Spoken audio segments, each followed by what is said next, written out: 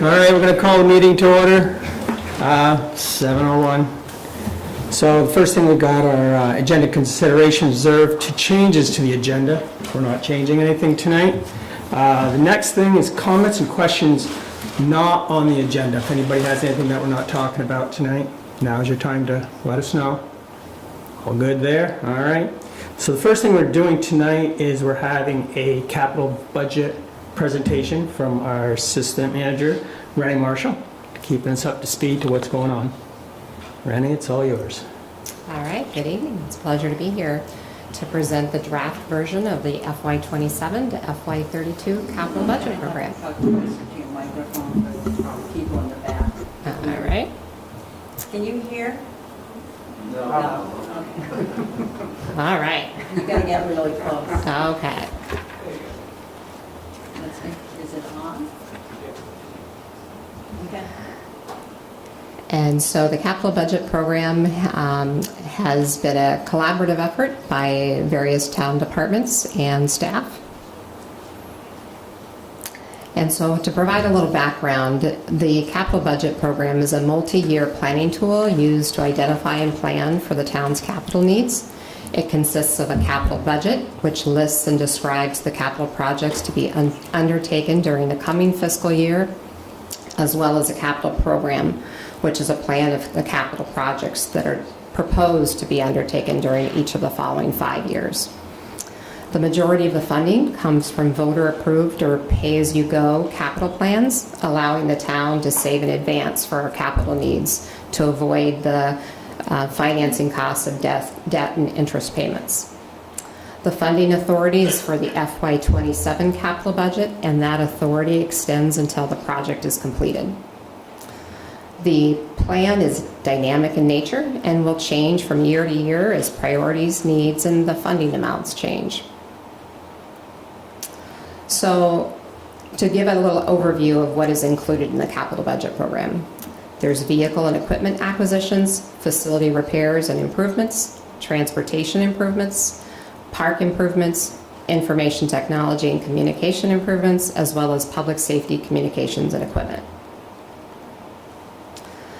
Of the various town plans that we have on the far left, they're where they were last authorized and when their authorization period ends, as well as their funding method, which is funded through a fixed rate or a set reserve amount each year, and then the expected FY27 program funds for each of those plans is on the far right. For a total of FY27 program funds of $1,492,383.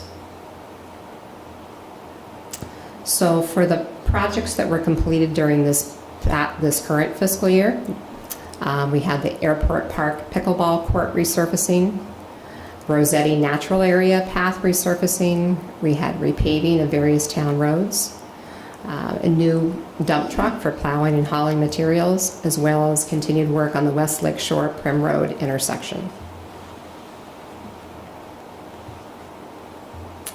For the proposed FY27 budget includes $2,932,939 in planned improvements. And this next slide is a chart to show what is included in each of the various plans.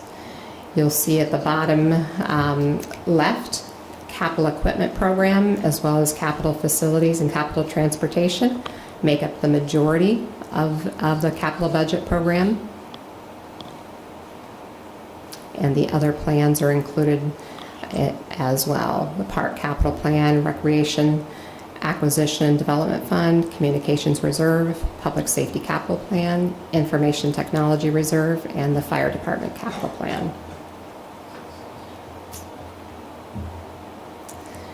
This slide shows a preview of some of the expected projects that are planned for FY27. So we have the Bayside Park tennis court and pickleball court reconstruction, Airport Park pedestrian access improvements, again repaving of various town roads, another dump truck for plowing and hauling materials, and a new salt shed that will contain all the salt needed for a season, as well as Prim Road, West Lake Shore Drive intersection continuation. For the following 5 years, FY28 through FY32, we have a total planned spending of $11,296,104. And that is distributed among the plans as shown on this chart. And for that 5-year capital program, that includes 30% or $3,402,105 in state and federal grants.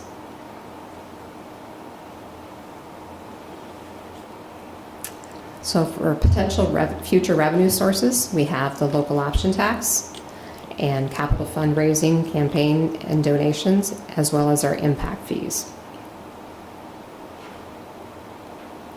Currently in the program, we have listed some unfunded projects that are eligible for funding within the capital budget program. Includes transportation of $14.8 million, as well as we've listed recapitalization of the library, and we've yet to determine what that total value is going to be, as well as improvements for Upper and Lower Bayside. So of the projects that we have listed, we have $14.9 million, but again, there's significant projects that we don't have a value for yet. So where we are in the process to date, the Select Board had their first preview at their meeting on July 14th, and I'm here with you this evening. And so the Select Board warned a public hearing for their August 11th meeting. All right. Do you have any questions you'd like to? Just the transportation of 14 million, Mm-hmm. what is that for? What will that be used for? Those are, if you look in the capital budget program, there's a list of currently unfunded projects that are eligible, and so it listed out some of those projects. And so those are ones that they aren't included in the plan yet, but they could be once we have funding for it. So we'll apply for grants as priorities come, then we apply for grants, and we use that local match coming from the local transportation plan. You're welcome. Any questions? Would you like a formal motion for us to recommend? Yes, and there is a motion drafted in your memo if you. Okay. Would you like to do that? Here you go. One second, I'll find it. Sorry. On 4? Here we go. There We recommend that we approve the draft of the fiscal year 27 to 32 capital budget program as presented by Renee Marshall. I'll second it. All in favor? Aye. Aye. We're all set. Thank you. Thank you again. Thank you. Thank you for the work you do. All right. Continuing on. So now we're going to the Colchester Town Plan Land Use Meeting Exit. 16, that's 17, Severance Corners and the Fort. I want to welcome everybody here tonight. 4 important parts of town, a lot of interest. Changes to be made, probably. Hasn't been looked at probably 8 years now, even though we did have an update a few years ago. So we're going to kick it off with our staff. Will give us details of what we expect tonight. Right. Thank you, Rich. Just wanted to check, first of all, can folks hear me all right? All right, getting some nods. I'm Zach Maya, Director of Planning and Zoning for the town. And tonight, first land use discussion of the 2027 town plan update, focusing on exit 16, 17, Severance Corners, and the Fort.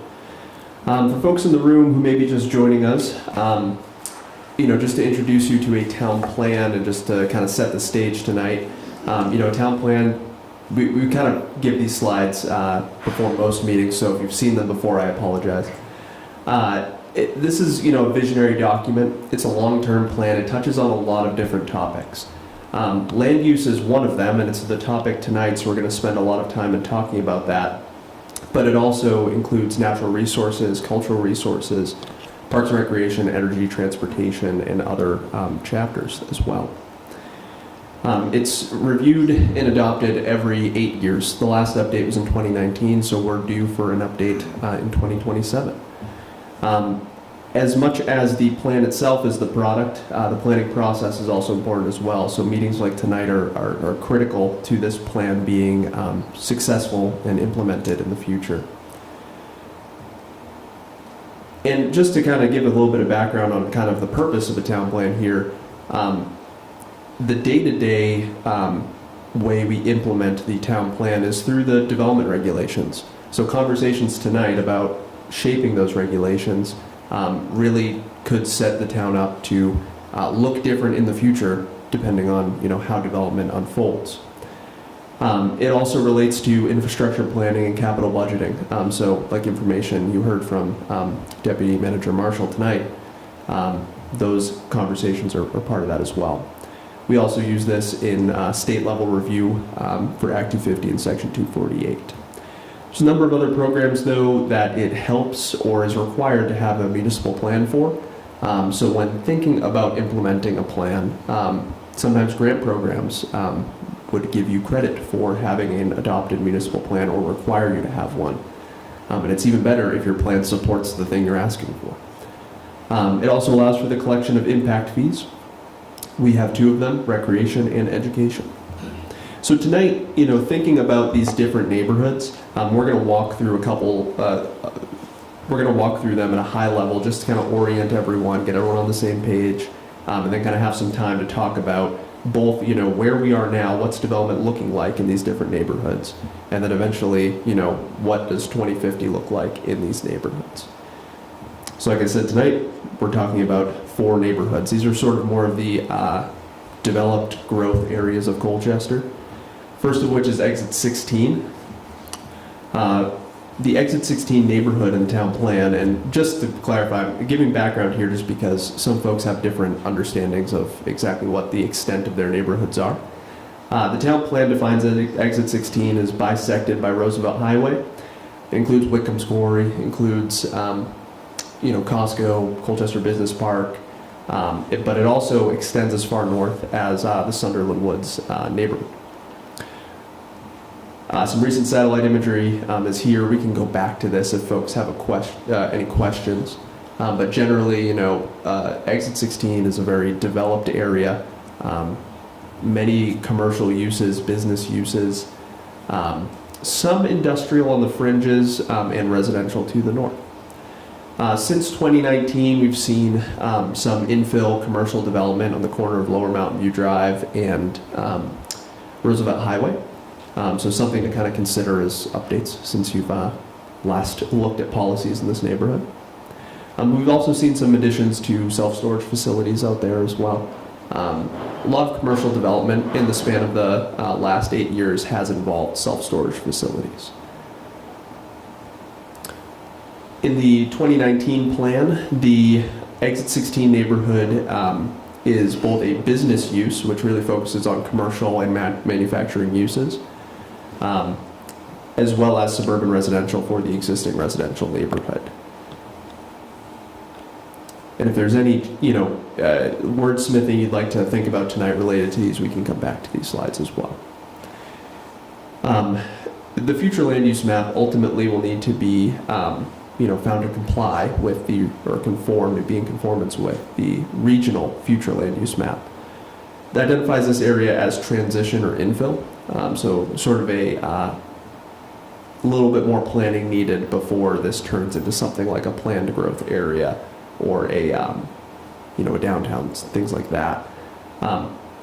So this area is sort of kind of on pause and looking for some input locally. So definitely sort of a priority here to have a discussion on. Moving over to the fort, and just to clarify, we will go back and have plenty of time to talk about all of these here.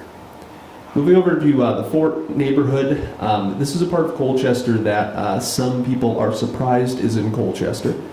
It's on the Route 15 corridor. It includes mainly St. Michael's College, Camp Johnson, the historic Fort area, really bisected by Route 15, sort of Fanny Allen on one side. Just to give you a kind of a sense of the scope here, to get to it, you either go to Winooski, South Burlington, or Essex and come back into Colchester, because you can no longer go through the Camp Johnson. In this area, you're not seeing as much new development, but you're seeing things like redevelopment of structures. So for example, Champlain Housing Trust developed 65 affordable multi-unit dwellings in 3 historic buildings. That was an award-winning project, so something pretty interesting there.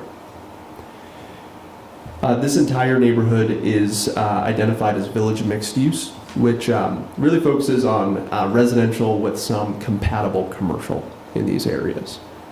But this does include the entire Camp Johnson, for example, so just wanted to clarify that.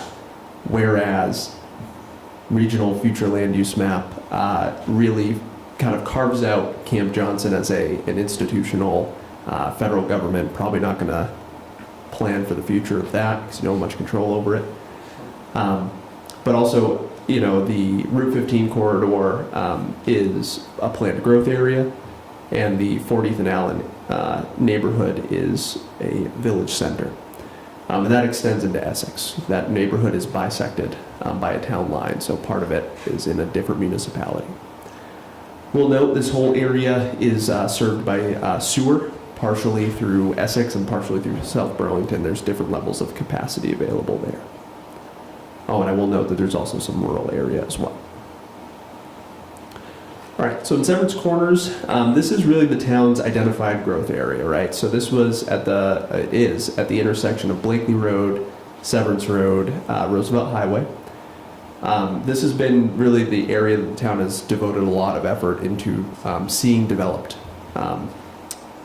for decades at this point. It includes a couple of established developments, some of which are established in construction and some of which have approvals. This area, this is a satellite image of it, which is from quite high up and doesn't actually capture the level of development there, but we'll zoom in. Severance Corners Village Center, this is the southwest quadrant. Since your last plan update, there's been finishing of one building and the construction of another. A quick count of housing units estimates about 320 in this quadrant. Sunderland Farms community is earlier in its development. You're seeing about 266 dwelling units proposed. There's about 5 buildings that have been constructed, and they just sought approval for some additional ones as well. To the northeast, the Severance Park project has obtained Development Review Board subdivision approval, proposing 531 housing units at time of that approval. Of course, things change as things come in, lots change, things like that, but just wanted to clarify this because this is one of the larger developments that has been proposed thus far. And this all kind of comes back to work that started in 2002, where this Severance Corners master plan was adopted, and found this kind of page that depicts kind of what the plan of development was. So there was some development plan, basically like flipping the Severance Corners Village Center, the built-out quadrant, over Blakely Road. So you can kind of see, oh, I can't get my mouse over there, but there's development proposed on the north side of Blakely Road, also across Roosevelt Highway as well. So this was kind of the vision back in 2002. And here's some depictions that were proposed as well. Interesting to kind of consider how things were envisioned versus how things were built, trends in construction and development that have, ensued over the years. Brought up the future land use description for this area. This is kind of its own area. It's the Severance Corners Growth Center future land use area. Really focusing on high density, compact, highly integrated development. This is an area of town you're going to see multi-story buildings, sewer and water, buildings close to the road, no parking minimums. Really the town has done a lot with the General Development 3 district to encourage development in this area. And similarly, on the regional future land use map, CCRPC has called this a downtown center. So really this is kind of a focused area of development in Colchester. And there's been a lot of work to bring it to that point. All right, and last but not least, exit 17. So exit 17 is, of course, located at exit 17. Route 2 and Route 7 split at this point, and Route 7 continues up to Milton, and Route 2 heads out to the islands. This area encompasses both of those, state highways. You get to exit 17, the neighborhood, once you kind of climb out of Munson Flats, so where Grandview Motel used to be. That's really kind of the southern limit, but it continues all the way out on the north side of Route 2, including Jasper Mine Road, the North Harbor neighborhood, places like that. In this area, you're seeing a lot of areas that have not yet been developed. But there is the Brentwood Industrial Commercial Park, which is in Colchester, even though the town line does seem a bit ambiguous up in that area. And yeah, you're seeing a lot of spread out development, real mix of commercial and residential out there. For those unlucky motorists and commuters, there's been quite a construction project occurring at the exit 17 interchange, which is depicted in this photo. But those sorts of improvements are actually kind of mentioned in the 2019 town plan, so we're on the table there. There are also some pretty significant undeveloped parcels in this area as well. And just to move over a little bit west here, this is sort of the Jasper Mine Road area, as well as North Harbor. In terms of development that's been reviewed since the 2019 town plan, there's been some duplexes proposed where the Grandview Motel was demolished. I do not believe we've issued permits for construction of these yet. Semi-recent approval there. And we've also got some infill off of the northern section of Clay Point Road, for example, so some residential infill. Speaking of the different kinds of uses here, the future land use districts out here, we're looking at suburban residential and village mixed use, so kind of the mixed use residential commercial.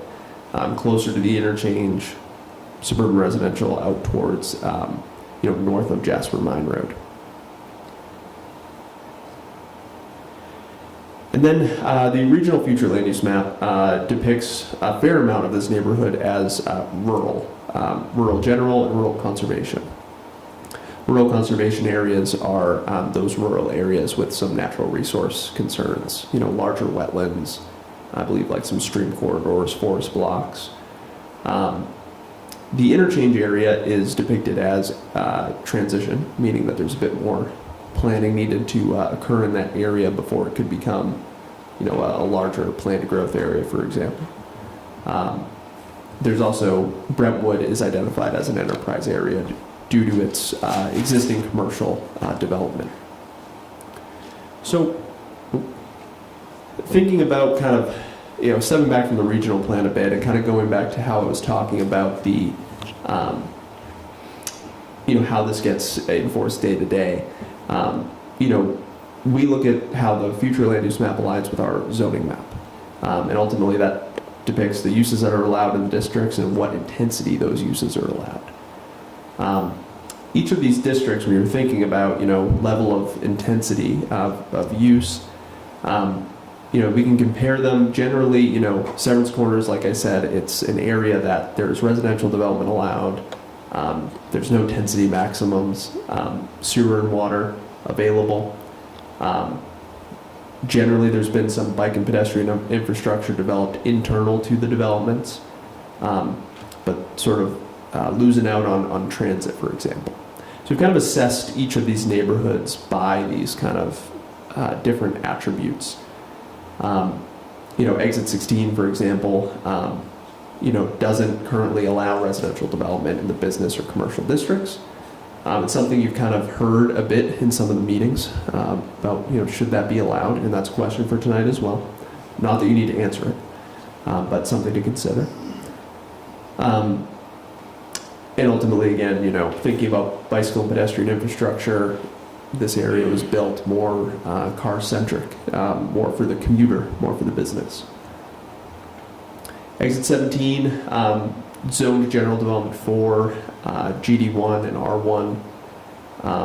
Generally, residential development is allowed, but it's at 4 units per acre to 1 unit per acre. So it's more of a, I mean, in the grand scheme of the Colchester table, that's high density zoning, but fairly medium to lower density realistically here. Again, some lacking bicycle pedestrian infrastructure at the current moment. And the fort is zoned general development 2. I'll add that it's also historic preservation overlay, which does add some quirks to development review out there. Looking at 10 units per acre for multi-unit dwellings, and there have been some significant bicycle and pedestrian improvements in that area recently, like the Route 15 separated path that's been constructed. I have vivid memories myself of biking on Route 15, and that was a miserable experience, so I'm really glad to see that that path is out there. The fort's also benefited by a very well utilized bus route from Green Mountain Transit. So that provides service from Burlington to Essex Junction. So something to consider there. It does pass through the fort and provides that service. So again, this is sort of the areas that the Planning Commission will discuss, and I do appreciate everyone bearing with me for that little bit of presentation there. Rich, I was going to go ahead and have some slides here, kind of like pause, and we'll kind of walk through each of the neighborhoods here. So I think we'd start with exit 16. Yeah.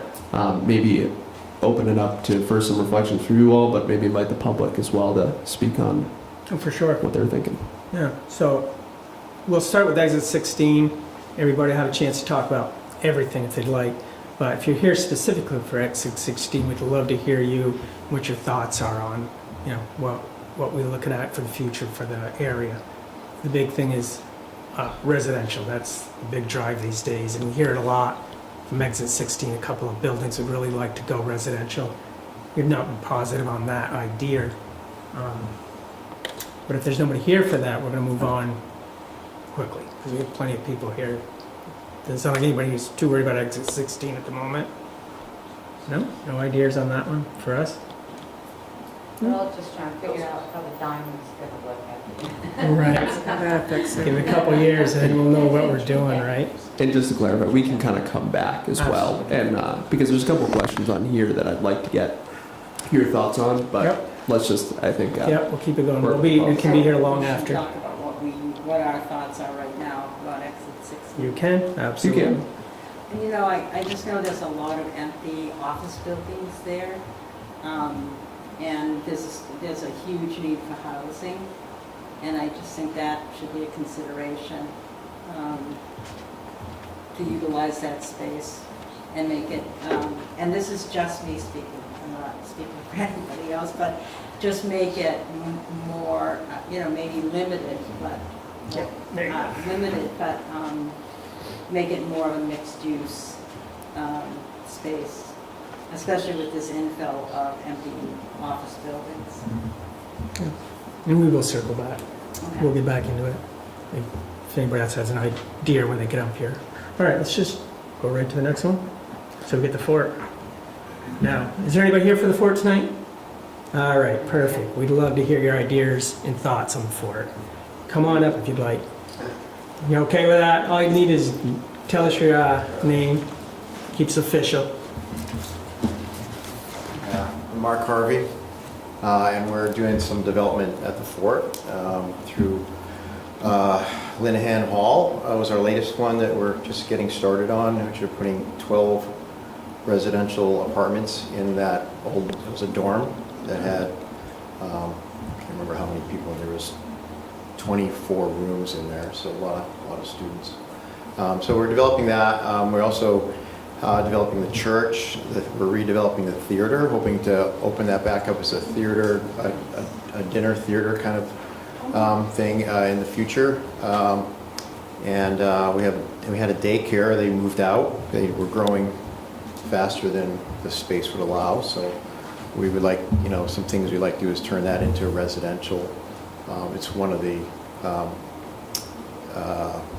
allowable uses for the building.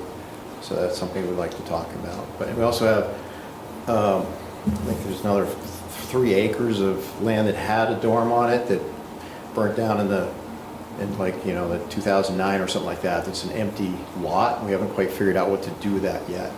But essentially, we're just trying to, you know, step the neighborhood up a little bit, get some, you know, get the theater going again and whatnot. So that's basically what we're kind of doing there. And I know that one of our, I would just say the one thing that would be helpful is that one of the drain systems across from the Lang Center was failing a couple of years ago, so the town backfilled it instead of fixing the drain. So now we have a drain problem right there in the road. So if that was something they could consider fixing, that would be great. So you're rehabbing right now, and you have an empty lot? We have an empty lot, a large empty lot, and then we have, we got about to file for the permits. We're waiting for a few more drawings from architects before we start that project. Yeah. And so far, what we have for zoning is working for you? Yes, it is working out very well so far. Yeah. Do you have a question? No, that's great. Yeah, that's very exciting to hear. All right. Okay. Questions? My only question is that Fort has always had issues with the sewer. And people have tried to develop those particular buildings you just talked about, and the empty lot as well. And they couldn't go any further. Yeah, so Is that becoming an issue? So Essex put in a new sewer line a few years back, and we tied our buildings into the new sewer line as part of our project. So that because the old sewer lines were so damaged, they're oak clay, had roots growing in, and a lot of the condos in the front row were having trouble with that. So when we did our project, we agreed to tie into the new septic. So we went ahead and did that. Great. Yeah, and just to clarify, so Mr. Harvey did a very interesting DRB experience where, you know, many properties in the fort, if there's a utility depicted underground, there's a very high percentage that it's not actually there. Or it's not in the right spot. Yeah. And who would guess that, you know, the private service line tied into a different person's private service line before it went to the public line. So there's been some quirks there for sure. Yeah. And I will note that this area being served by the town of Essex, there are some capacity constraints that they've identified. Nothing long-term per se, but, you know, they're at capacity or nearing capacity at some of their pump stations. So that sort of tempers the pace of development. And being a different municipality, it's sort of an interesting situation that the town of Colchester is in this area. Well, we did have it as a cultural center at one time, and didn't saw a lot of movement, so having the theater come back alive, Yeah. that'd be a great, and we were hoping, I was on the board back at the time, the idea was exactly that. A few shops here and there support the theater, and then we had other, St. Michael's College had a couple of deals going on too at that time. Yeah. So you're going in the right direction, what we had originally. We hope so. Yeah, Right, Sri? thank you. I just, like, so this is almost like a 10-year vision, you Mhm. know, that we're trying to get Yep. ideas from the community. What do you see in 10 years for the fort? Well, I mean, just, you know, you don't have to be exact or precise, but just if in your imagination. Well, I have to say, when we first bought the property, we didn't know there was going to be a low-income housing project going on across the street. So we're hoping that we can upscale it a little bit. That's our idea, and that we'll have more like community activity, events, stuff like that going on at the fort, and that's part of, like, with the theater. And, you know, again, looking at the lot we have that had a huge dorm on it, where that becomes housing in the future, or some kind of event, some other thing going on. We don't know Yeah, no. that far out, but yeah. Yeah, very good. Thank you. Yeah, very interesting, thank you. Okay, thanks. What's that? That's a pretty place.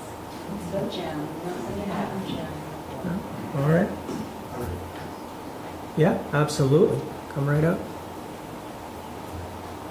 Doug Bishop. I live over in Sunderland Woods neighborhood, but just wanted to sort of play off the remarks we just heard about the fort. And as I'm hearing about issues with infrastructure, old pipes, that sort of thing, I'm just wondering and want to put out there for the town's consideration what role the recently passed and implemented CHIP program could play in trying to help cover some of those infrastructure costs that are sometimes make it prohibitive for developers and contractors to execute on their projects. So I don't know. Don't think this is a Q&A, so I'll just put out there, I guess, that I hope the town fully explores what opportunities may be available if we are seeing more of those things pop up as obstacles when it comes to infrastructure costs. And perhaps CHIP could be a part of a solution. Yeah, if it goes in the direction we want, they'll look at all tools to Yeah. make it happen. Right. Yeah, for sure. Thank you. Thank you. Anyone else on our fort? No? Fort's very interesting. A lot of diversity there. We'll have discussions on it, but to hear that the theater's coming back and we've got some of these old buildings getting back online, for me personally, it's pretty exciting I stuff. went for a while. Yeah, it's had a lot of change. A lot of parts of Colchester are different from everywhere else. There's no doubt. The fort's its own unique entity, Yeah. you know, but it's interesting. Okay, well, got something else for us from it? Let's keep Anything rolling. else on that one, or would you like to roll? No, into we're it? good for now. We'll Okay. continue on. All right, now we have the Severance Corners. Come on up.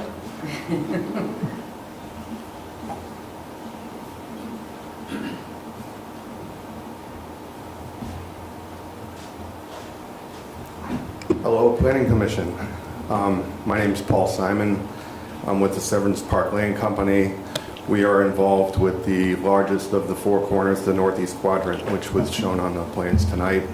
First, I want to thank you for all your volunteer work. Many years ago, I was on this board, actually. And prior to that, I was on the Development Review Board as well. So I served about 10 years myself here in Colchester. My wife was also the library director at one time here as well. So I still volunteer. I can't help myself, but so I do the same thing in Hanover, and my wife is still a library director as well. So we are involved in Severance Corners. It's part of the Growth Center. As Zach pointed out, it will become the future land use downtown center. With the density that's allowed here, you're looking at the majority of the population of Colchester living in these four corners, right? So I think planning ahead when we think about transportation, bus stops are going to be very important to maintain and keep here. I believe VTrans has proposed an intersection improvement which includes a bus stop as well. And so that's very crucial for alternative transportation, especially if we're talking about what you have in the GD3 district, having a form-based code, the complete streets and the walkability and that kind of style. That's very important. In addition to that, I talked to Pat O'Brien today too, who's involved with SD Ireland on the other two quadrants, the southeast and the southwest. And he made it clear to me tonight, and I already knew this too, is that as this becomes more heavily populated, that alternative transportation is important to not just for bus routes, but also for pedestrian activity. And so to continue the path in your plan from, I think it ends at Edgewood Drive, all the way up to the corners, the hardest part's done. You've gotten over the bridge, right? So continuing that up would be very important, because what people are looking to do, especially now that we have electric bikes and scooters and all of this, is, a wider bike path, just like we have, this way south, west, and to extend that up and to be able to have the transportation that we need for people other than just the bus. Bus is great too, and car use. But what we're looking to do is to connect people so that they can live, work, play in their community without having to get in a car if they don't have to. right? So that's going to be crucial, especially as we grow as a community, looking ahead, like Zach pointed out, to 2050. Obviously, that has to happen. So I think that that's very important. The other thing that we've struggled with in our plans as we've come before the Development Review Board is the fact that I feel that we're a little siloed in terms of some of the regulations that we have, right? So we have regulations that are coming to us from planning and zoning that dictate a form-based code and its walkability in streets and more of an urban context. We have to navigate around what we have as natural resource areas too, which is great, but we've done a very good job with that. Army Corps of Engineers and the state wetlands folks, they loved our plan. So that's all been approved, and we're moving forward, and we've started construction, as you can see. However, right, so when we have done our plans for roads, that's not in the form-based code. Most municipalities throughout the state of Vermont, all the new town centers, downtown centers I know, village centers, they all allow on-street parking. What we have in our development is a very, very wide, 28-foot wide road, and that's dictated in your DPW regulations, not the planning and zoning regulations. So the issue there is that the road standards, and there's many of them. I think we're road standard number 15. And as you get higher up to number 15, it's based on vehicle trips, right? So the more vehicle trips you have, VTEs, that dictates the road style. And so we have roads that have a 250-foot minimum radius. We have wide roads. It's more like the DPW standard is kind of modeled after a VTrans type standard. So the more vehicle trips you have, the wider the road needs to be. But here we are in a growth center. This is where you want people to slow their activity and have that pedestrianism, have that urban context, have that form-based code. And so working together between planning and zoning and DPW is very crucial here, because we want to have safe streets, not a cut through where somebody's like, well, I don't want to go to the intersection, I'm going to cut through Severance Park and get over to Essex, right? So we want people to slow down and in these centers, because this is where people live. We're going to have high density, right? So it's not just, we have 531 units there. That's thousands of people though, right? So that's something I think we need to coordinate together on, because I've never, and I design these things too. I designed the Berlin new town center, and I've worked in Brattleboro. I've worked in many. My other hat is a landscape architect and planner myself, so I'm involved in this. And I don't know of another downtown center that does not allow, the ability to have on-street parking. So we were required in our DRB approval to have signs on our streets that say no parking. And when you think about it, and you have this mixed use approach where you're saying we want ground floor uses different than residential, so you want people to be able to park on these streets and get out and use these other mixed uses, right? So I think that's important in your planning, that we coordinate between departments on these regulations. It's in my view crucial for that context that you're looking to have in your downtown center, right? Not only that, it's a safety matter. When you have a DPW regulation that's not cognizant of the form-based code regulations, you're creating something that could be a safety issue for folks that are trying to walk these streets. And the high rate of speeds that vehicles could be going through on these wide roads. The good news is, if we're able to somehow allow on-street parking, right, we don't really need to change our 28-foot wide road. We can allow on-street parking 8 feet and have 2 10-foot lanes, right? So we could have it on one side, and we can adjust our plan to include that, and that alone will help slow the throughput down. It's important to understand the traffic engineering from the past that has come from the state level to all the municipalities has been dictated in such a way that throughput's been always important. But as we grow in our municipalities and we increase density, we want to do the opposite. We don't want A-graded streets anymore. We want failing streets when it comes to throughput. We want to slow those vehicles down and be able to create the pedestrian environment that we're looking for in our downtown centers. So I think that's very important. I'm sorry to dwell on it, but that's very important in my view. CHIP funding is something we're going to be applying for too, and we're happy to be open book about what we're doing. When I moved to Colchester at the end of the crash, you would say, I bought my house in Boston in 2005, kind of at the peak of the market. In 2007 came along, and the crash happened, and my house was underwater. And so housing to me has always been a very important thing. I came to this community, they embraced our family.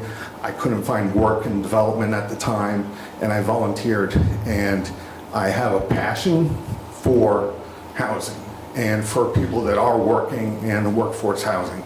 And so I think that as we look to do this, it's important to understand, when I think of CHIP, I think of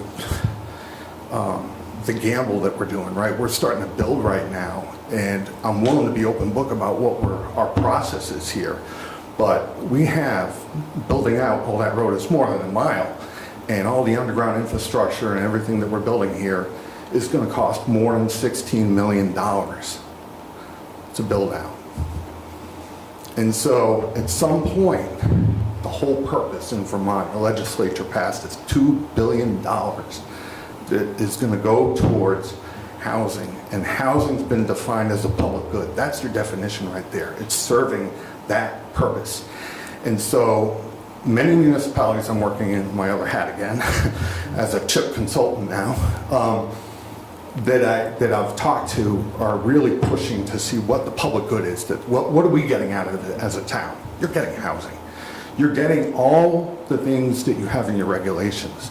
We include not only the road network and the public infrastructure, we're going to be open for public access. We have the mixed uses that you're looking for. We have the shared use path. We call it Severance Park for a reason. Most of it's going to be conserved. The center of this plan includes a network of parks, overlook parks, a dog run, both passive and active recreation uses.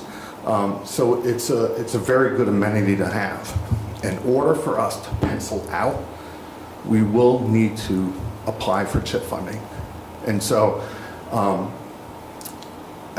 I struggle personally to understand, and I looked this up, but the CHIP was passed last year. It was enacted that people could put an interest form in and start applying in 2026, and there's been 0 applicants that have gotten through in the entire state of Vermont at this point.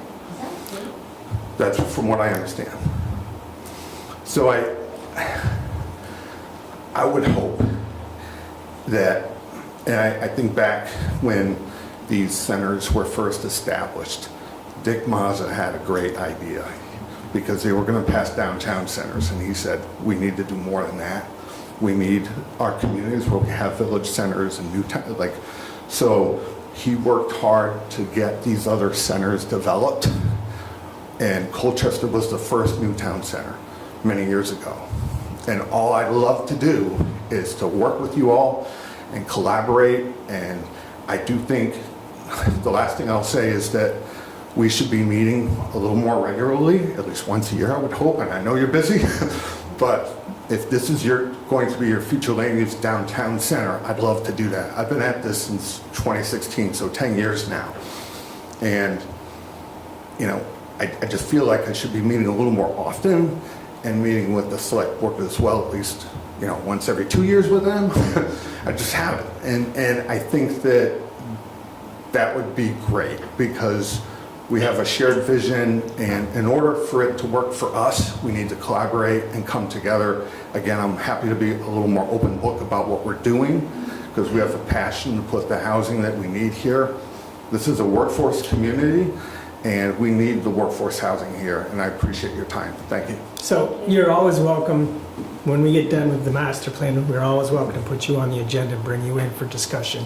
That's never a problem with us. Thank you. One thing that you talked a lot about the housing, what my interest these days a lot is in the commercial aspect of it.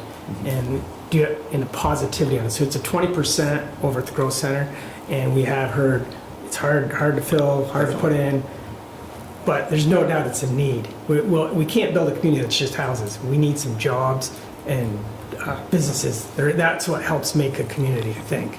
I was just curious to your thoughts and feelings about Yeah, I'll speak to that a little bit. As some of you know, I also worked for White and Burke many years ago.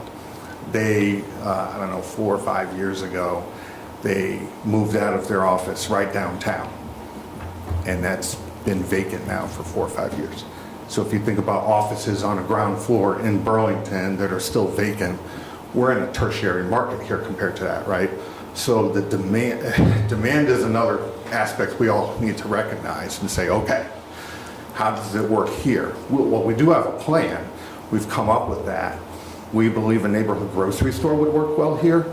You know, the Double Diamond's a great thing, but if you live here at the Bay, or if you live up north in Milton, and you have an opportunity to get the milk and eggs and just the staple products closer instead of going all the way to Costco, Severance Corners is going to be the place for that. So we are thinking through those things to say, how do we make it work for that?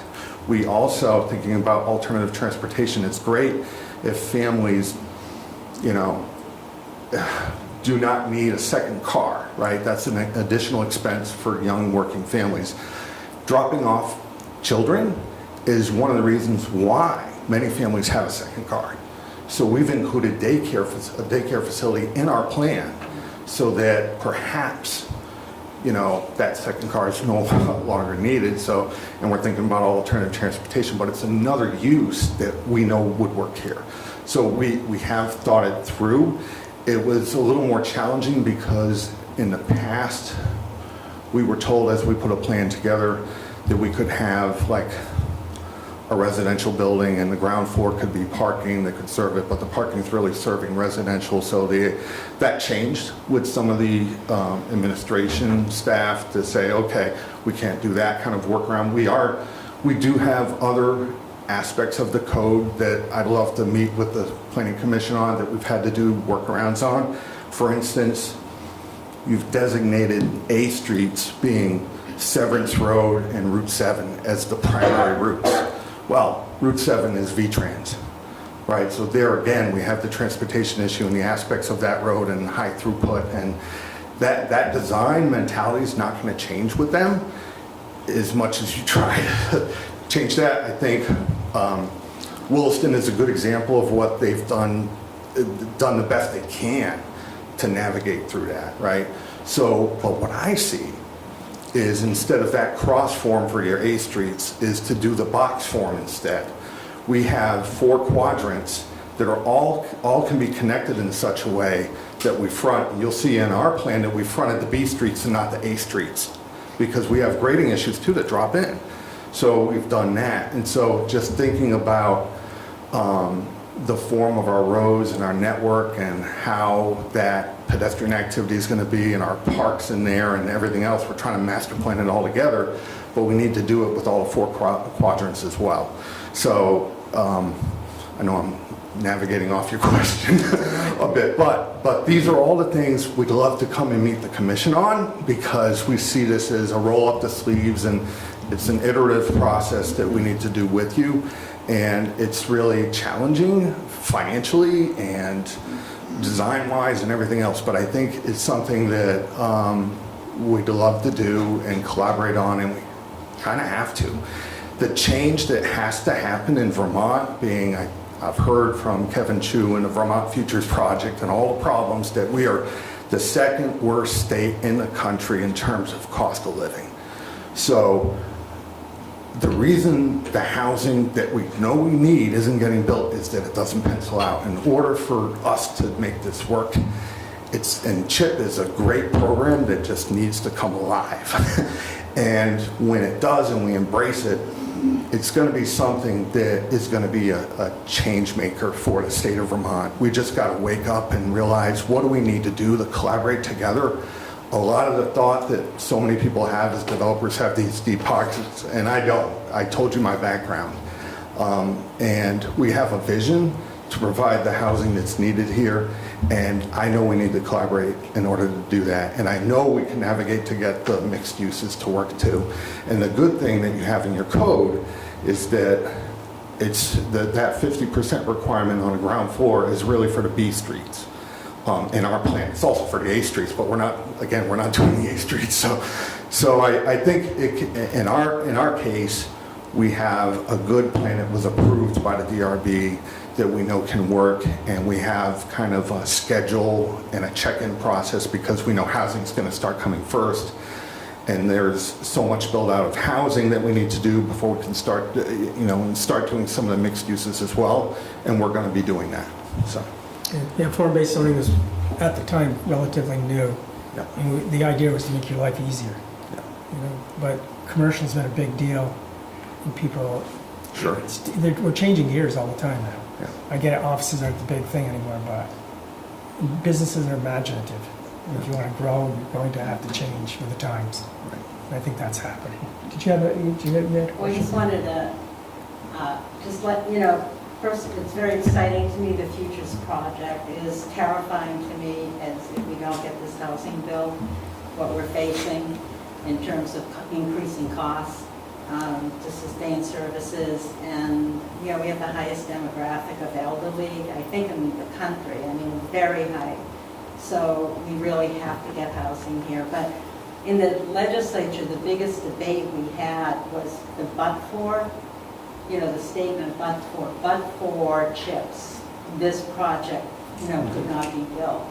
And so you're like a perfect, you know, I hear what you're saying, you know, without chips, you know, for the street or infrastructure or whatever, we wouldn't be increasing housing. And that but-for is there. You're going to see that we're going to pause on our work right now because we have the but-for problem. Right? So that's the point we're at. Maybe Matt will speak tonight too. He can speak more to our numbers, but I'm the visionary planning landscape architecture person, but you know. I appreciate your vision. Yeah. This is exactly what I was hoping we would get. Yeah, but it's pretty risky. But thank you. Thank you. Really. Thank you. All right. So anybody else yeah, come on up. Thank you. Hi, I'm Jeff Nick. I'm with J.L. Davis Realty. I just started working with the property owner on the southeast corner of the Severance Corners, the Greek Revival House. And we just wanted to bring it to your attention. Maybe you've already thought this through. There's that former right-of-way, Severance Road, that cuts behind it and kind of bisects the Severance property from this corner, and it prevents for cohesive type of development there. There's about 6 acres that could be developed. So I don't know if you've given any thought to what this town's desire is, but it'd be great if you're never going to use it, to basically abandon that. I think in this process would be to give it back to the adjacent property owners, but the discussion probably should start here and end up at the select board level. But I'm just jumping into this, so maybe you've already done all this already, but... Thoughts are always appreciated here. Okay, and then of course... Sure. And we do have a general overall policy, so we wouldn't have the push for it, but we could put it in as a need. Yeah. Did you have an idea for that corner? No, I'm just jumping into it, but I realize that that could prevent, Yeah. you know, a really desirable development, because Right. your zoning calls for, you know, a more dense development there, obviously. Absolutely. Yeah. Yeah, and that's part of the growth center of that corner, absolutely, right? And Yes. he's not under Act 250 for that. Let me see if I can point. Well, Yeah. Can you find a house? I believe this is the house and I, hold on one second. Yeah. Because as you know, not being part of growth, Act 250 is a good thing, but on the other thing, we do expect certain things. You know, it's just, Okay. it's to make your lives easier.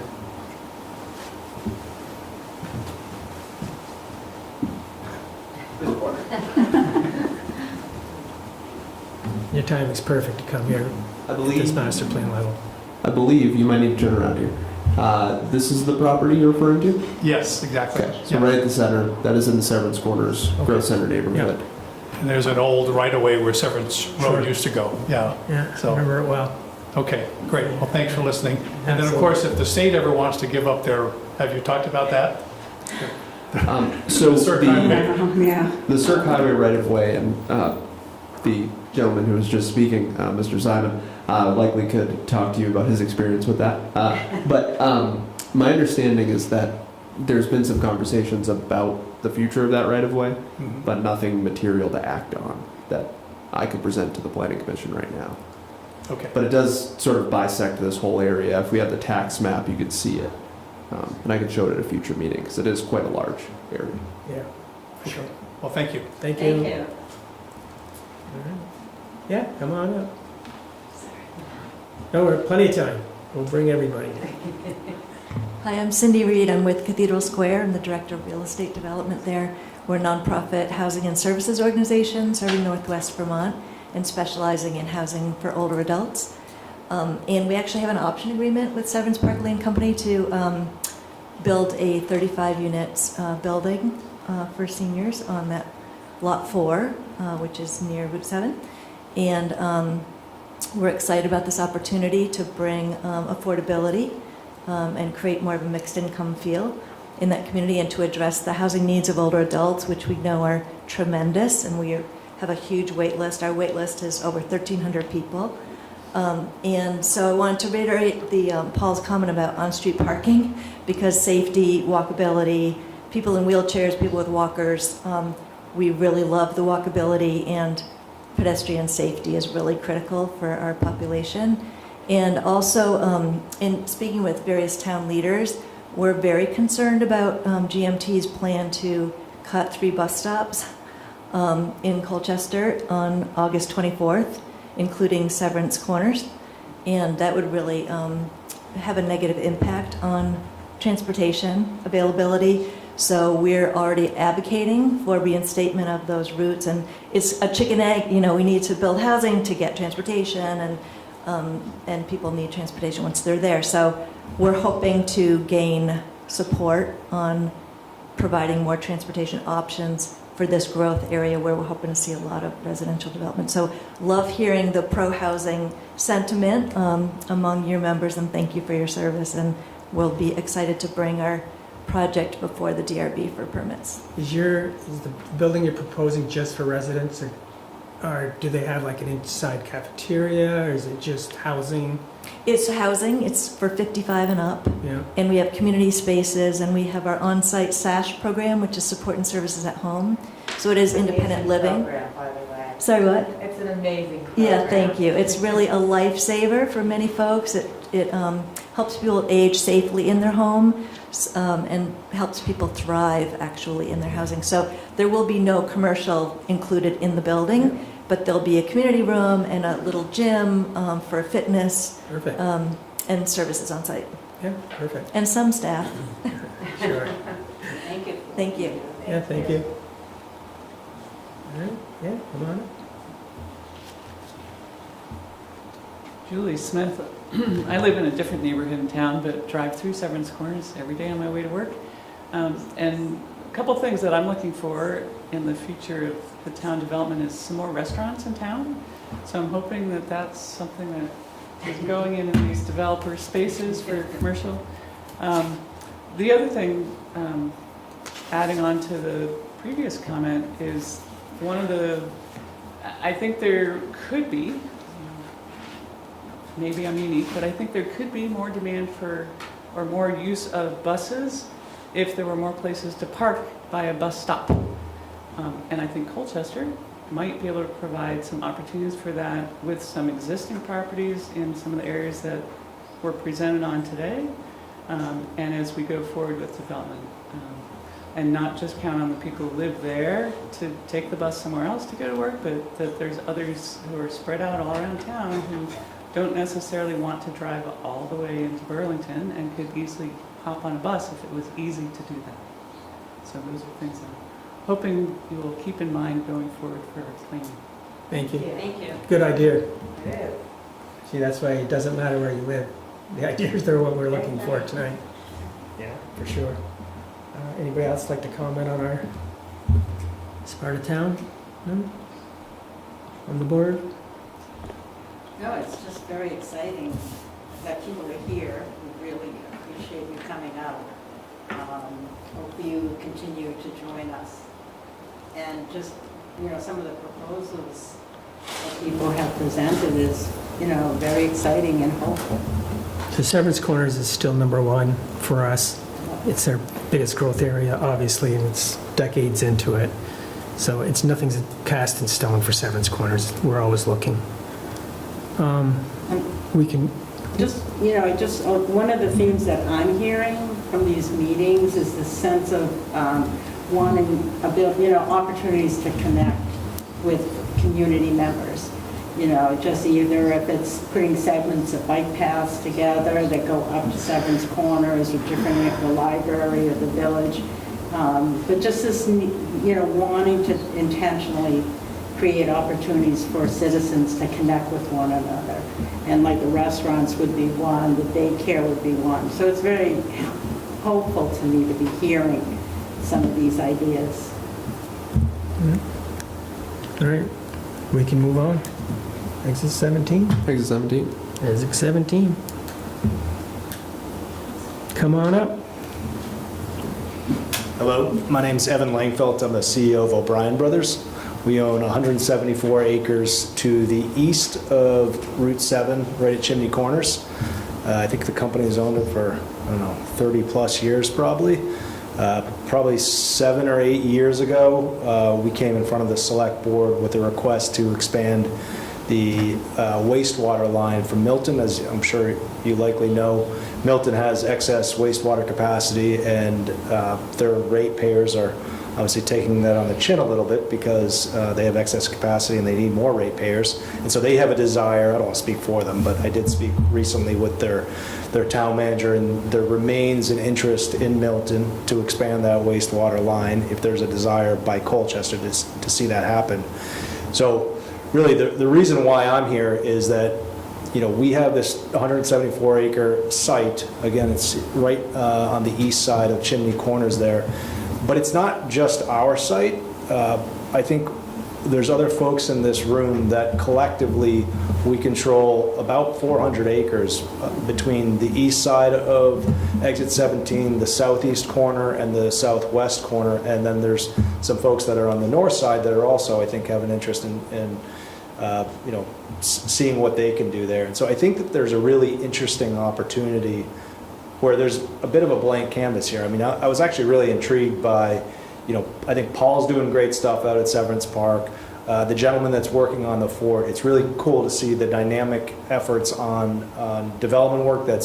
You've got, adaptive reuse, you've got workforce development, and you're trying to combine a bunch of different things. And I think to get out of our housing predicament, we sort of need to take an all of the above approach to it. The Vermont Futures Project came up earlier. I'm the immediate past chair of the Futures Project, and I've been immersed in that work for the past 7 or 8 years, working hand in hand with Kevin Chu. So I know the numbers inside and out, and I know the predicament we're in.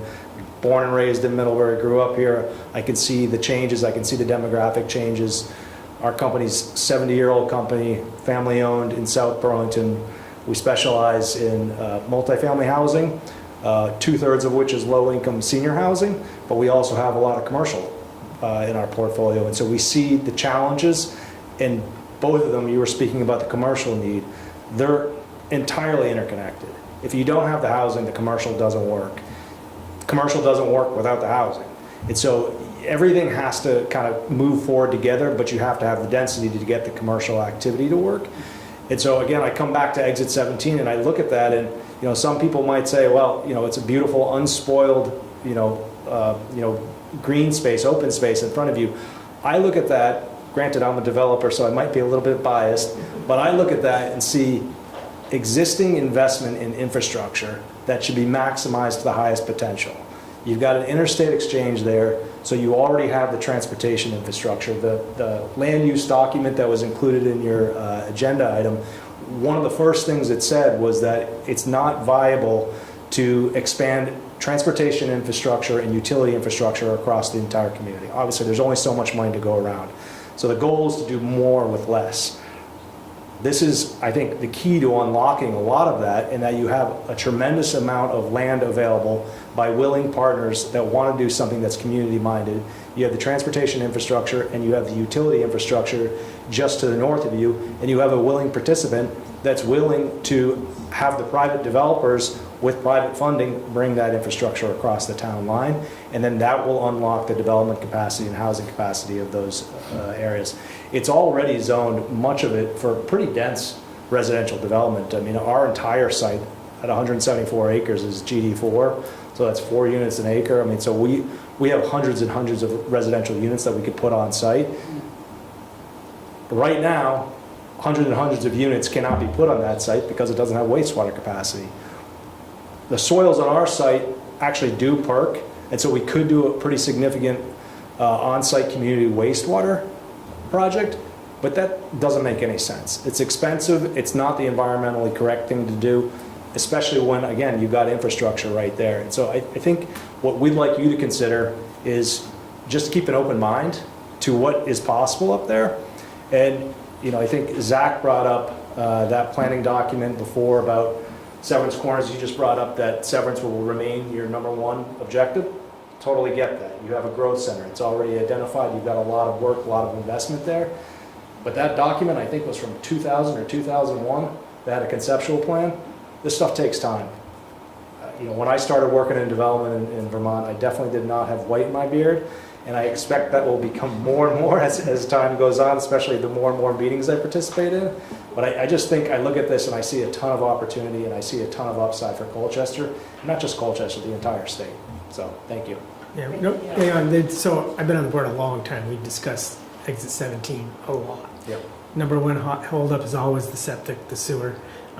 Still to get through to that, and it's still definitely, I think, for the whole board, is still, we discuss it as a viable option, but I think at this point in time, unless we figure a way to get a sewer pipe up there, it's going to be next in line. Because I think it's going to take a lot of effort for us to get from point A to point B.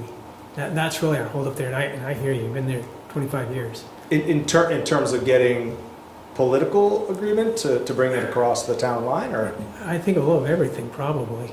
But right now, we're looking at, that you're looking at is to pull the pipe across, correct? Yeah, I mean, the sewer extension, I Yep. think is, you can probably see it on that aerial where Yeah. it's probably right at the top of the. I know where it stops. Yeah. But for us to pull it across, are you talking about your private developer looking to pull that pipe across? or- I think there's potential for, you know, on the Milton side, probably Milton contributing. I don't want to speak Yeah. for them. On the private developer side, I think there's private funds that can be put to it. I think chip funding, and I know you brought up the but-for test. Just to be clear, on chip funding, there is a but-for test, but that is only to bypass the affordability requirement.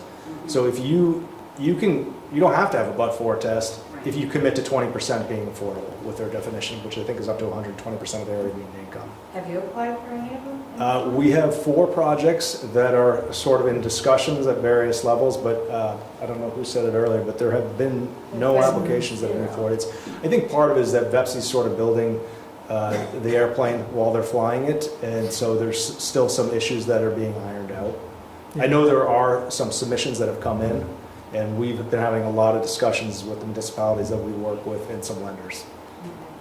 Hear that a lot.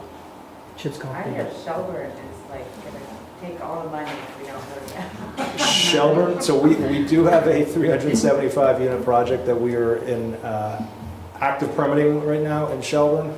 And Shelburne is pretty bullish on using it, but each municipality has, you know, their own perspective on it for various reasons. We actually just broke ground down the road in Milton 2 weeks ago, immediately adjacent to Bombardier Park, and we're in discussions with the town of Milton on using chip there for, it's actually an off-site road that's off our property, that's on the official map. And you are, as far as zoning is concerned, you are happy with what you're looking at for that area? Yeah, I mean, I think from a residential density standpoint, you know, it's fine. I mean, if, you know, GD4 has a variety, you know, it's a mixed-use site, So, we did a conceptual plan back in 2017, I think, and I debated coming in here with something to show you guys, but it was a long time ago. Things change, the market changes, and I'd rather better understand what the community's looking for and what you guys have for objectives up there, and then create a plan that sort of encompasses all of that. I would say, kind of flat out, I don't think we need more density. Right. More uses, more dynamism. I think Paul stated it, when you're looking at mixed use developments, a lot of it comes down to the granular detail. So, and road design is critical to that. So I definitely second a lot of what Paul said. Yeah, because I hear, in the future, as we're aging out, the housing crisis may not be so much of a housing crisis, and there's a tipping point where we go too far and we destroy the value of what we have now. Because it's not cheap for anybody to buy a house now. You don't want to hear in 10 years your house now falling in value because now we have a flood of houses and we overbuilt. Because as we get older, and we're getting older, there's no doubt about it. And that's why I'm big on commercial. We need to bring in more bodies into here to work, to live here. Right. For Yeah. that balance. Yeah. I mean, and I certainly can't predict the future. Sure. No, I get that. What I would say is we're a long ways off from overbuilding our state on housing. And two, I think one of the big issues that we see right now with our demographics is that we have a mismatch in terms of the housing stock we have and what we need. So we have a logjam with seniors that can't get out of their big, rambling homes. Yeah. They need to get into first floor primary residences, or they need to get into units that Cindy's building at Cathedral Square.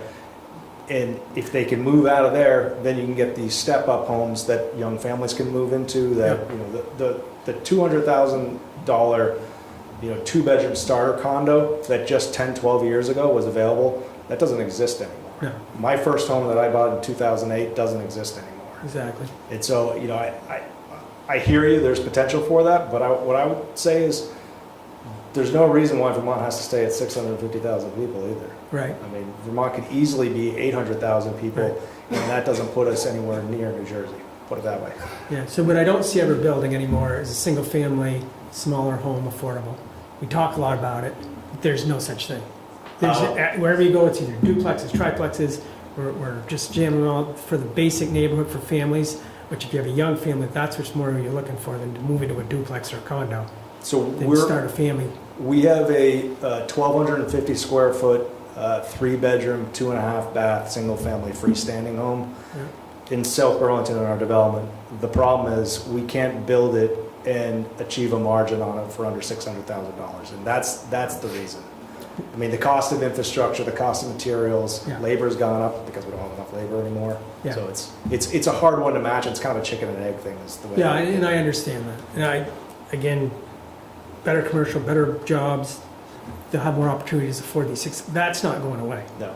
$600,000 house, that's just the way it's going to be. Right. The inflation rate and everything else is going to have to catch up for us with the right jobs to be able to afford these houses. Exactly. Yeah. But the one thing I would add to that though is that's new construction. And again, if we can open up some of that older, 20 and 30-year-old stock, those homes you can get into for $300 if that person that's in that home that doesn't have a place to move to can move out and get into a unit that's better custom to them. Sure. Great. I appreciate it. Anybody else? No? Thank you so much.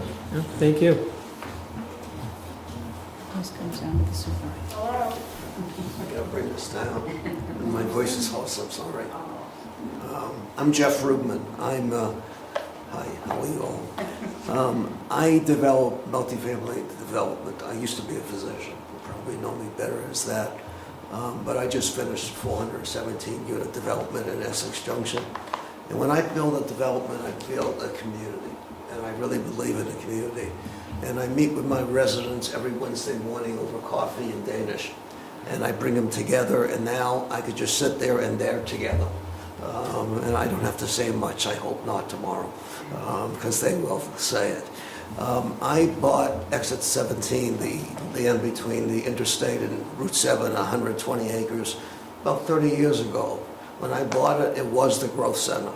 When I bought it, it was CD1, and there was a big fear here that Walmart was going to come on that land versus Williston, because they were having trouble.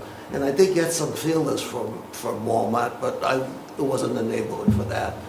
I got feelers from Howard Dean, because he wanted me to build a coliseum there for, singers and whatever. And I said, that's not the neighborhood for that, Howard. Howard and I never agreed on anything anyway, so it was just another issue. But when they rezoned me from CD1 to CD4 and took the growth center and brought it to Severance Corners, they had promised, we're going to get you sewer. And I waited, and they never got me sewer. So I went to Milton, and I talked to Milton, and Milton agreed to bring sewer down. I agreed to bring the sewer down, which is doable in size in this development.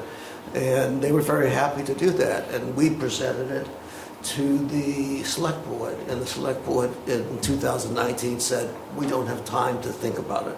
So that was it. Milton is still interested in doing it. And I just wanted to show you some of my preliminary plans, just to show you how it lays out in that land. And I don't need increased density, because I have about 460 units there. But I would love to see that same height that you have at Severance Corners. You have a 4-story building versus a 3-story building. And there's some design that was put in to stop us from doing anything way back when, if you review it, back in that, about 30 years ago. And I would like you to look at that and think about it. And it's just, some of the design is just ridiculous. But here's, let me just get it. This would be Route 7. Okay. And this is it. This area here is going to be affordable. This area is going to be some apartment buildings and then some condos. Okay. Okay? That's what we hope to do. Want to keep these? Yeah, go through the Well, I mean, it just shows you Yeah, I know. the way it lays out there with plenty of open space and at the present density. These are affordable down here. These are condos and these are apartments. So can you orient? This is Route 7. That's Route 7, so 89 is over here. Yeah, so you don't see it much at all from anywhere. Okay. I want to use our audience. Yeah. Okay. I'm not. It's just something. Yeah. If we can keep them. Yeah, if you want to keep them? Yeah, that would be great. Yeah. Good, Very good. thank you. How long ago was this like the whole form-based thing that we're doing now? How long ago? This drawing, is it? That was done about a year ago. Oh, okay. And it's, it's not the colors that we use. Yeah. It's not, it's just a preliminary to show us how we can use plan. Yep. Thank you so much. Thank you. Everything you have is a straight-up style housing, correct?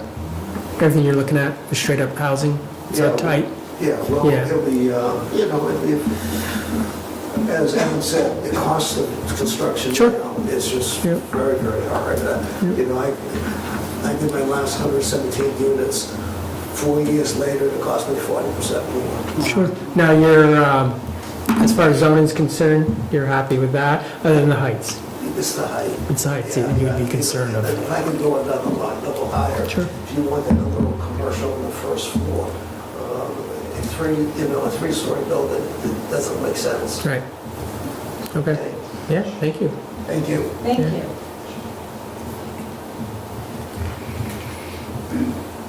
Anybody else like to comment on? Yeah, come on up. Yeah. Hi, Jeff Nick again with J.L. Davis. I'm here with Jeff Davis and Jeff Davis Jr. We're talking about that 90-acre parcel in the southwest corner that we've owned for about 20 years now.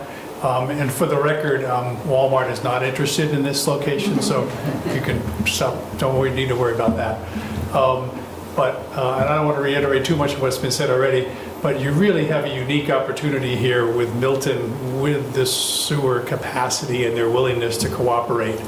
And I think it would make a lot of sense because, as it said, these are 10, 20-year projects to get off the ground and to get moving forward, I would think it would make sense to start the dialogue with Milton and just find out, what it would take, how interested, are they still interested? I believe they are, but it would make sense. And in terms of smart growth, I mean, it doesn't get any smarter than this. The infrastructure's there, has been said, but, traffic, you get on and off the highway in your home. It makes so much sense. And don't forget how close St. Albans is. So as a, job creation, as that happens, they've got plenty of land for job creation there.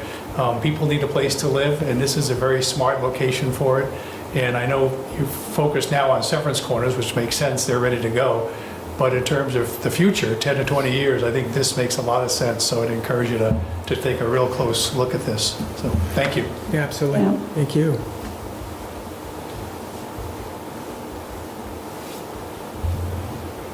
Anybody else want to comment on 17 now? Ourselves? No, we've been looking to see development in that area for a long time, so Yeah. whatever we can do in the town plan to encourage that, I think we should look into it. Yeah. So, I mean, we got Severance Corner and we're running. And we're at the point where we're tweaking it, see what works. What's the thought? I just think it's not going to be affordable in Vermont or Colchester unless we increase our tax base. And we have to build housing to bring people here. Our workforce is aging out. We need to replace our workforce. I mean, it's very concerning to me that we're headed in this direction, and I feel like we're not moving fast enough to address this issue of housing and moving people here. So I'm very optimistic from what I've heard tonight.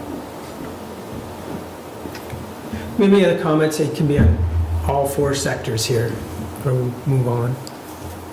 No? All right.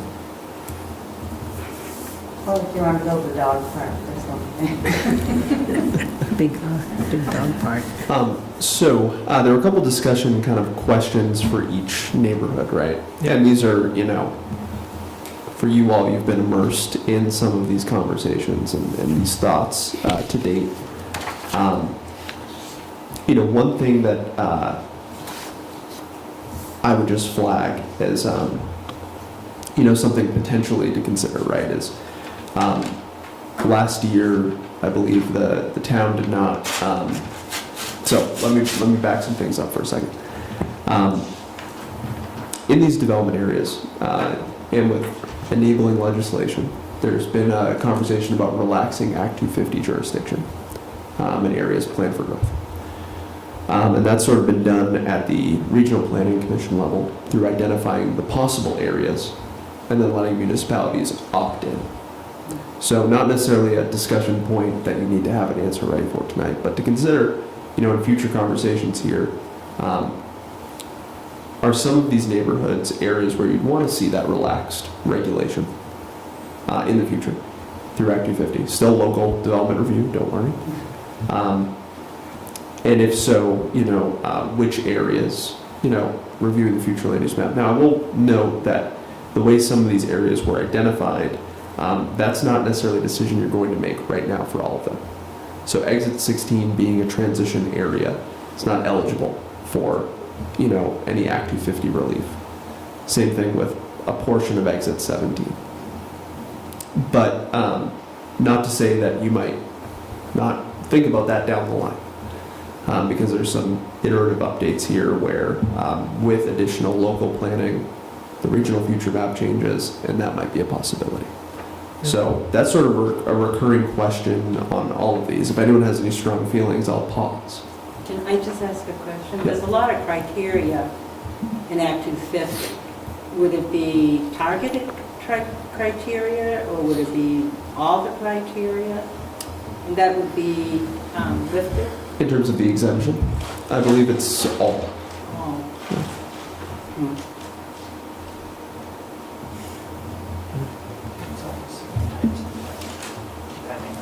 Depending on the tier 1A or 1B, it could be. So for example, tier 1B, there's like certain types of development within the area are exempt.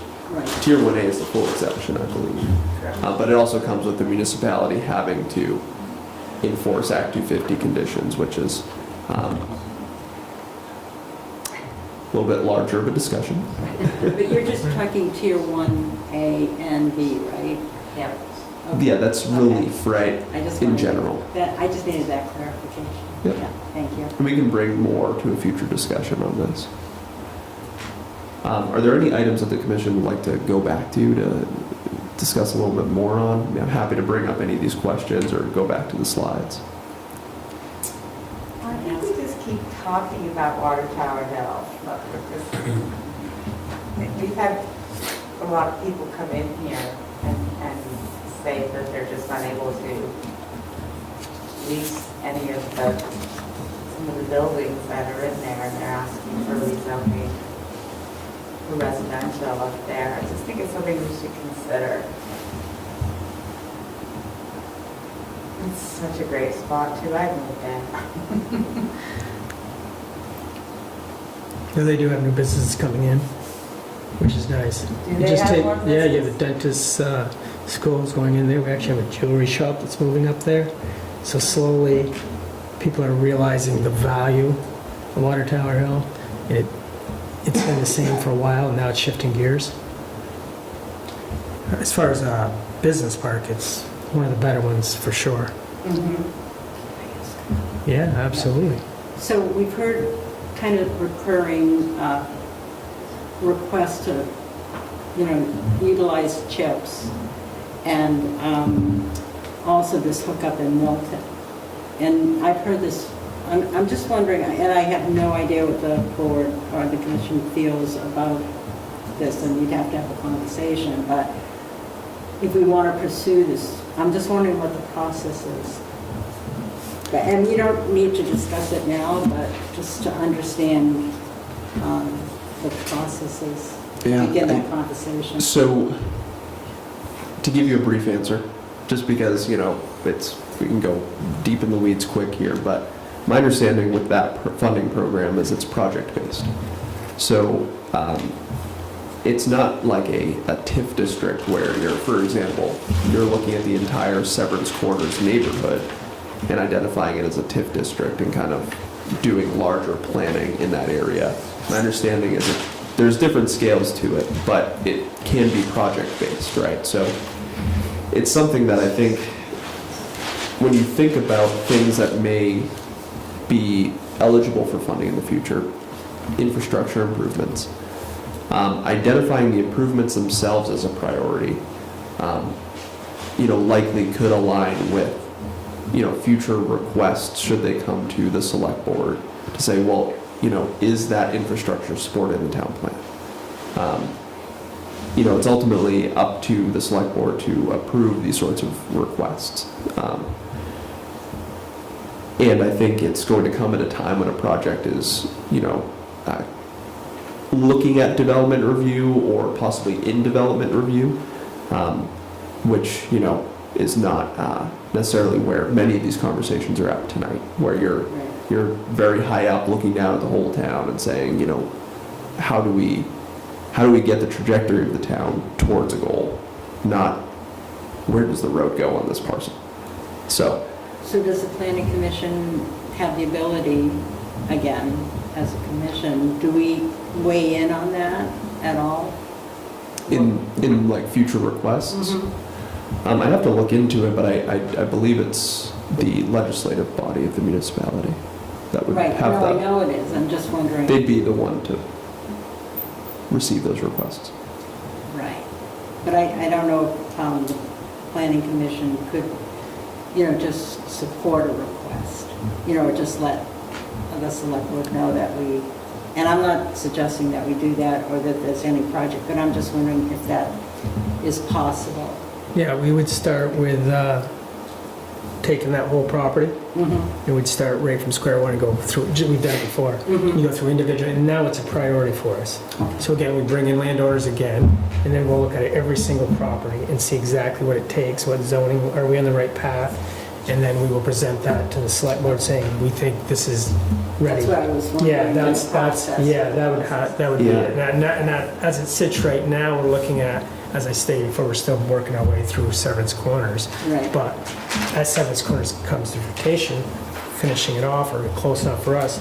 And I think this is a good example here, is that it takes 20 years. We have people here tonight saying, at least start asking some questions on what we're seeing and how to move forward.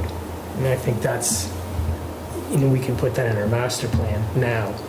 That says, next in line, maybe sooner, before the end of the plan, because we have a lot of pieces in the plan that stay not to be changed in this plan. And I personally don't like that. The world changed so fast, and we couldn't make a lot of adjustments because we had it in this plan not to be looked at this time, where now we can put in, during the course of this plan, we can look at it at this time. And I think that's a big change for what we've seen out here in the past. That's what I think. And Yeah. one thing to just add on to that, Rich, is, pointing back at the Severance Corners master plan, the comprehensive master plan in 2002, in thinking about steps to get to future development down the line in certain parts of town, the comprehensive plan is, for the whole town, it's not going to get very granular in certain areas, but doing like a specific area plan.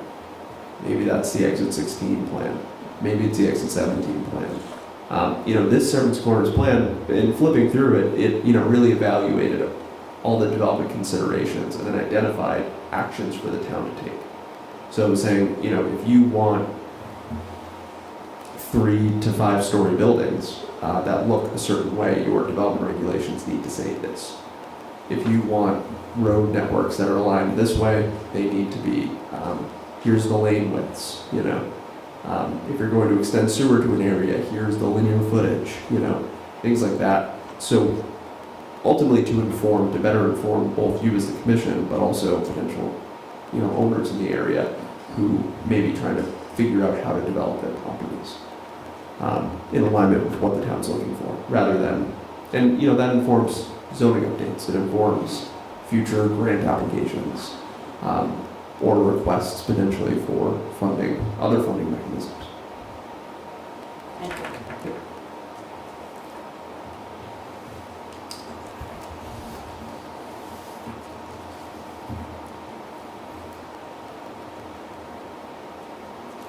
So, very quickly, while the public is all here waiting very carefully, I will just note that there are other opportunities to get engaged, and this is very small, so I apologize that you cannot see what the next meeting date is. But this is one meeting of many more that will update the 2027, the town plan in 2027. The Planning Commission is generally meeting once a month. The next meeting is on August 18th. No, right? August 18th? Yes, August 18th, focused on natural resources, agricultural resources, water resources, aspects like that. Dive back into land use planning for Colchester Village, Inner Bay, D Bay, and Marble Island in September, and then diving into transportation in October. This schedule is available online. It is subject to change. Our goal is not to change it. But, if anyone here is following along, please take a look at colchestervt.gov/townplan. That is my plug for that. And I will note, some of these items that you've heard tonight, you may reflect on them in future meetings. And I think that's important to do. So you've heard a lot of requests about transportation tonight. I don't think there's a request that you have an answer or an idea of exactly what goes in the plan, but you're going to have a whole other meeting on it. So might be a good time to revisit some of what you've heard here as well. In terms of the agenda,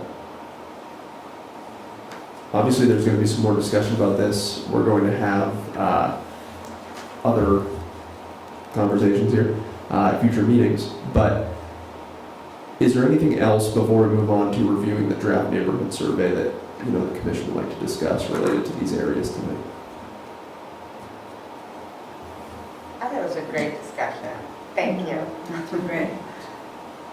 Any reflections on what you've heard that you want staff to look into for the next meeting or anything?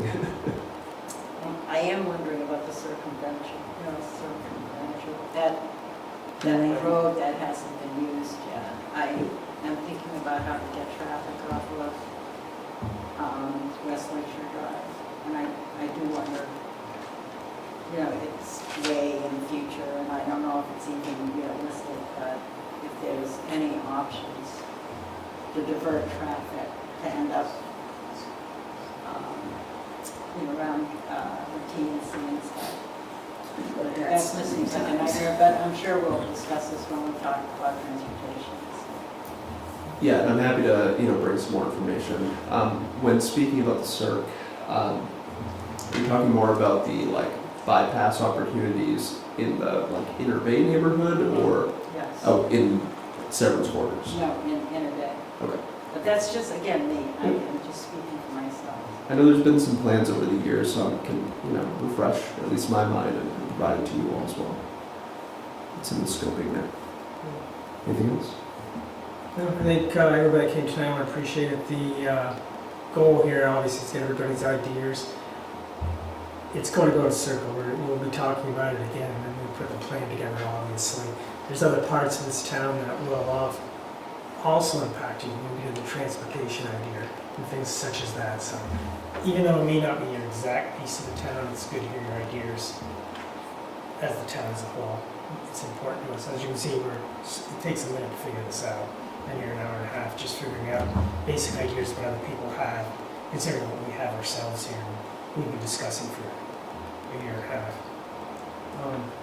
I don't have anything else other than what I've heard tonight is all very positive, and a couple of new ideas which are nice.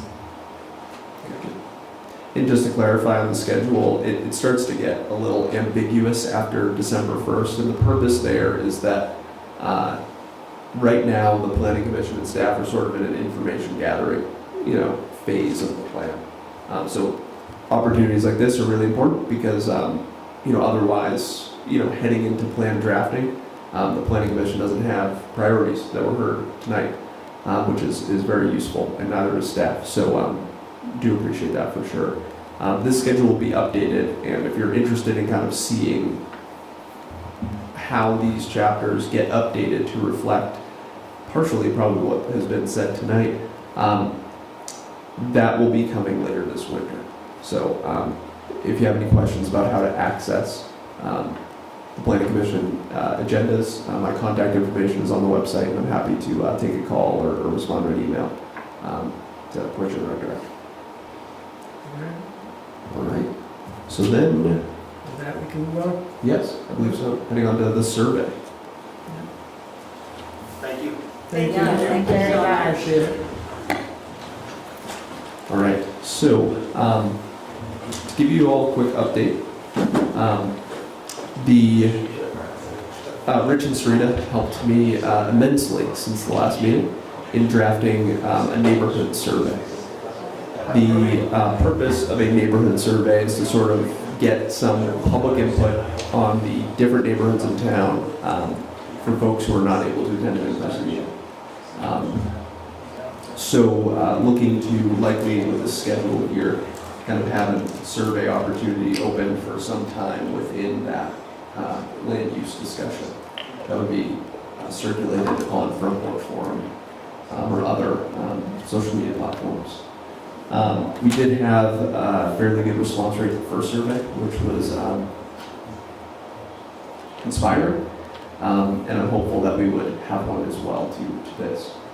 So I do have a draft product. Well, product is an interesting term. A draft survey that I can point you towards, but I can also pull up the Word document just because it's not final yet, and if there's changes in wording you'd like to see, I'd say let's use tonight to get some quick feedback on it, and I can work with CCRPC to finalize this. So, I'm going to refresh this page.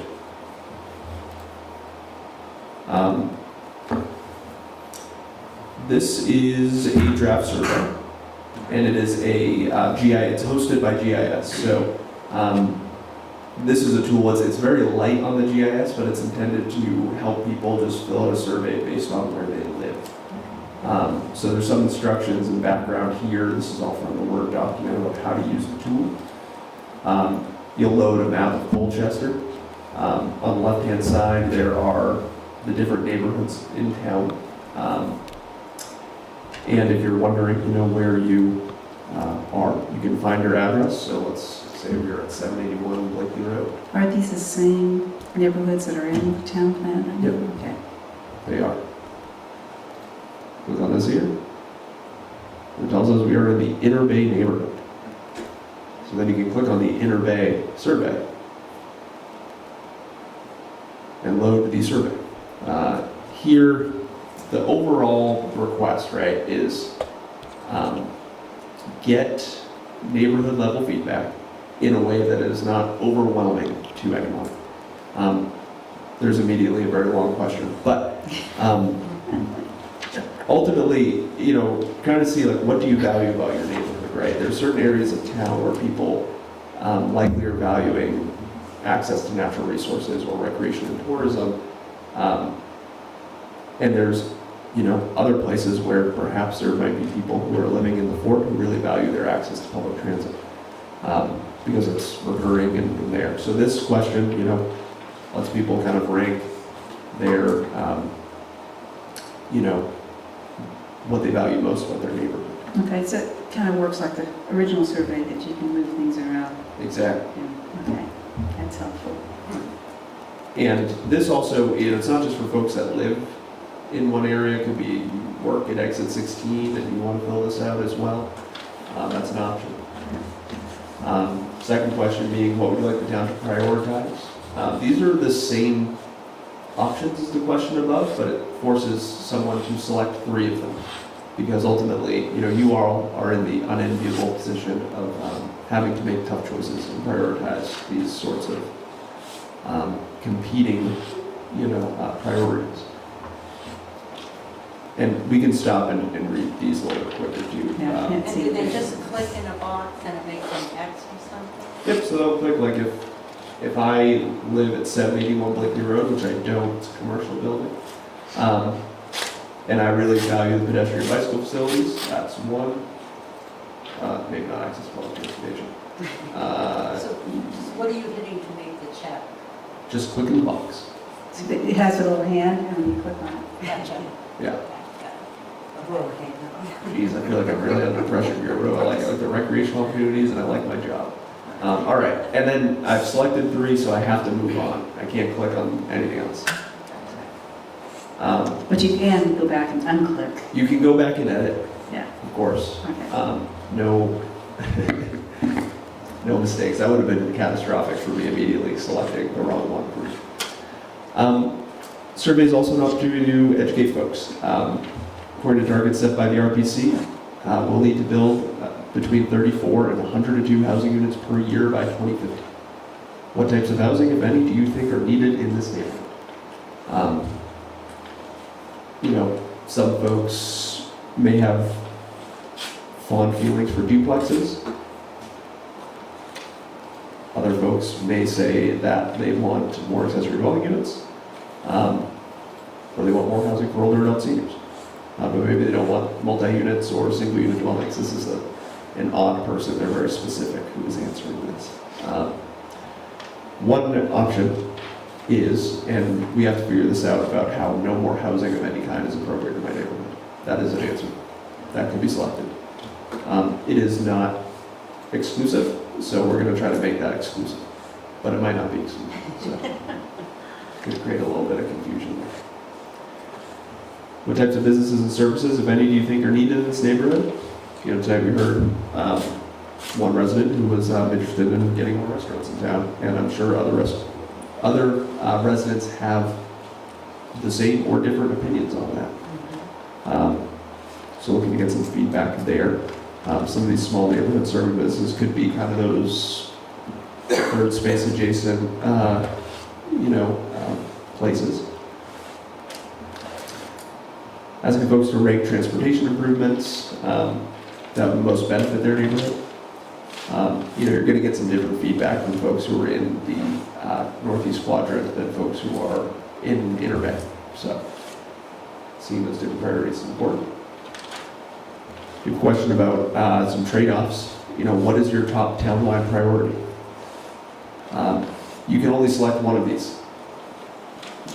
So perhaps you fully want public recreation opportunities to be expanded, and you're willing to sacrifice everything else for that.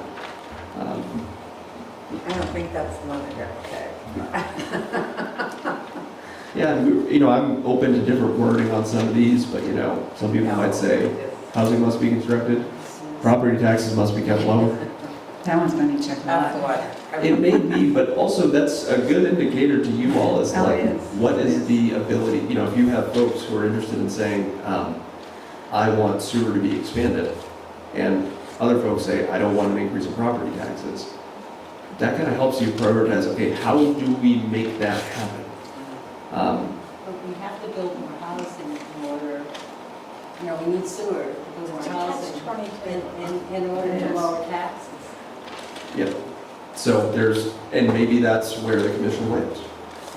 But, Taxes never lowered, ever No. in history. So No. that shouldn't be fun kept that, There's been years where things didn't pass. Yeah, I mean, kept the same, but I mean, that's like such a vague term, should be like moved all together.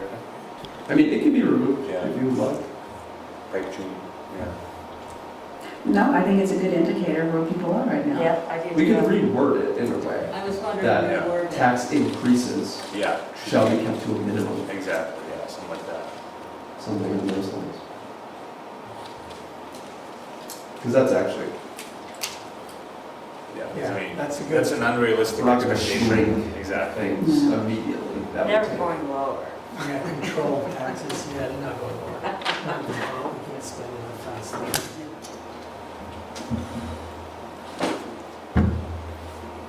We're gonna spend more than we have, it's part of this month. And then, I'm going to unclick that one because, I won't click that one either now, I'll click that one. All right, conservation permits. Asking just generally, about level of concern related to flooding, stormwater runoff, erosion. There's some parts of Colchester, generally places in Colchester, not extraordinarily steep slopes. There are some places where stormwater runoff can be causing issues. So good to kind of get a feeling where people are at there. So those questions that we just went through are asked of every neighborhood. Everyone's going to have those same questions. And then we could take answers we could look at them and see how different neighborhoods are answering the same question. We also have some specific questions, kind of like, how do you feel about the future land use of your area? There could be some people who are saying, hey, I'm feeling like my neighborhood's kind of built out. Maybe you interpret that as the village mixed use aspect of this, Maybe we should think about how that's worded in this area. I know, clicking on Inner Bay is probably not a great example here. But no, there's kind of village mixed use there. Yep, there's definitely commercial along the West Lakeshore Drive, Yeah. corridor there. So, And even at the intersection there with East, West, and Blakely Road. so there's some of that there, but just trying to get a pulse. So each neighborhood will react to their own future land use category. You have the ability to say other, type in whatever you'd like. I don't know what the character limit is on this. That was an issue in the last survey. So we'll figure that out. And then asking folks to rate their level of agreement with certain statements. Now, these statements, for the most part, come right from the 2019 town plan. So, not that you enjoy this neighborhood as a place to live, work, own property, or do business. But the West Lakeshore Drive neighborhood should remain a focal point for tourism and recreation with opportunities for full development. Are people still finding agreement with that? Are they strongly disagreeing like I've clicked? Or are they neutral? Maybe an interesting question. These sorts of, this is kind of intended as like a pulse check on many of the aspects and policies that were in the 2019 town plan. Yeah. I like that. Of course, anything else, kind of open-ended, 1,000 character limit. So we can kind of get into that. And then some general demographic questions. These are the same ones that were in the last survey. I thought they were useful because they clarified who we reached and who we didn't reach. So, we'll definitely... Are these the ones that are optional? These questions? I believe... I'll double check. I think they are optional, but let me I double just think check. you need, you could put that out there. I thought it did say optional. It says optional. These are optional. You may skip any or all. Well, Okay, great. I think this is awesome. So if you started this thing and said, oh, I gotta go wash the dishes or something, can you save it and come back? You what? You gotta wait. So perhaps, one thing I can do is I can simulate that tomorrow in the office Okay. by taking a look at how, first of all, how this looks on the phone, because many respondents will be on the phone. Yeah. And also, if I do my best to get away from it, if it's saved, what I did. Because you're not putting your name in or anything. You're not. This isn't anonymous. So I don't know how you say it, yeah. That's a good point, though. A lot of these get on the phone. Will that be clear enough when you click to where you want to be, you think, for them to zoom in? Or does it matter that much?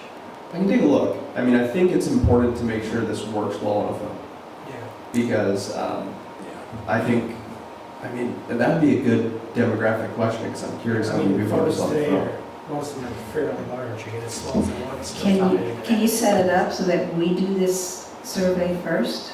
Yeah, we can do that. Some do it on our think phones, that's the some do it on our right laptops, and some do it on our computers.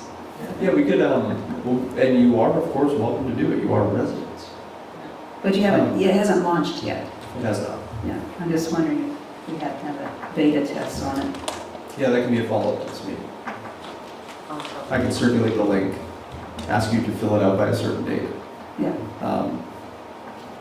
I can assign devices if you want, like, somebody can take it on a computer. I don't want to do that. Don't do that. I'll trust you to Don't do that.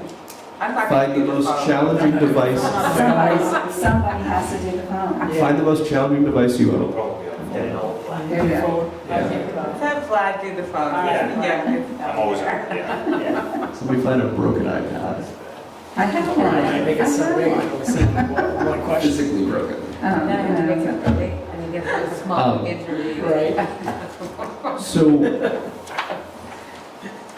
follow-ups for this, we'll do some testing just to make sure that it works well. I will modify the response about property taxes to be just related to increases. That was too obvious. And then, I think maybe after we go through it, we might have some more smooth wording going on. Second draft.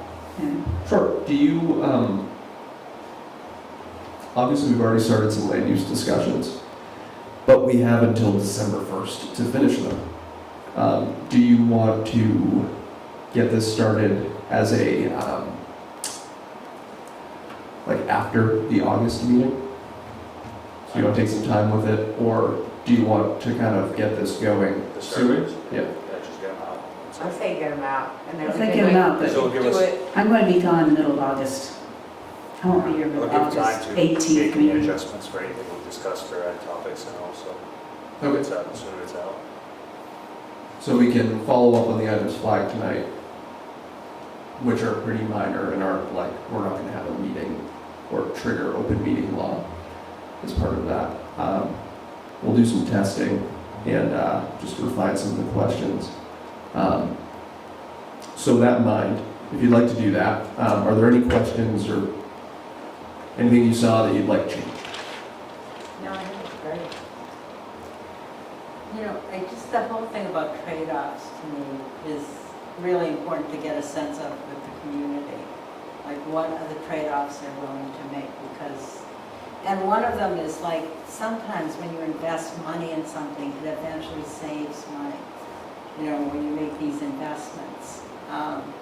And so I get concerned when you say you just want lower taxes, because it's more complicated than that. You know, it might be higher taxes for an investment that will eventually save a lot of money, you know, for the town. And it just, you know, that just concerns me, because of course everybody wants no taxes to go up or lower taxes. Everybody wants that, but not at the cost of, you know, missing out on an opportunity to save money for the town.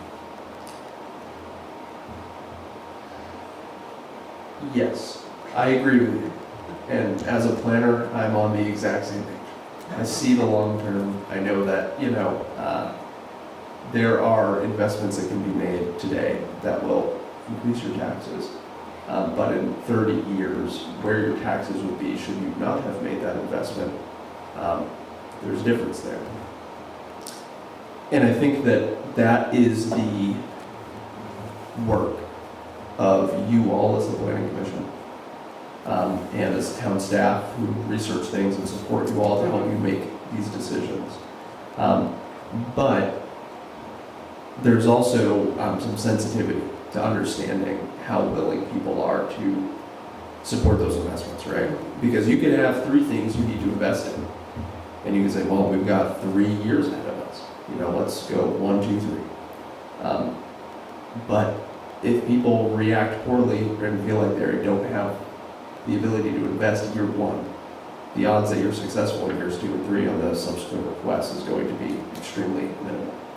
And to know if people are, you know, that's priority, is that, hey, I don't have money to spend right now. I think that's feedback that you can consider. I don't think it's going to drive, you know, the whole plan, but I think it helps you just figure out, you know, Yeah, the real world example is our rec center, or whatever it's called, rec center now.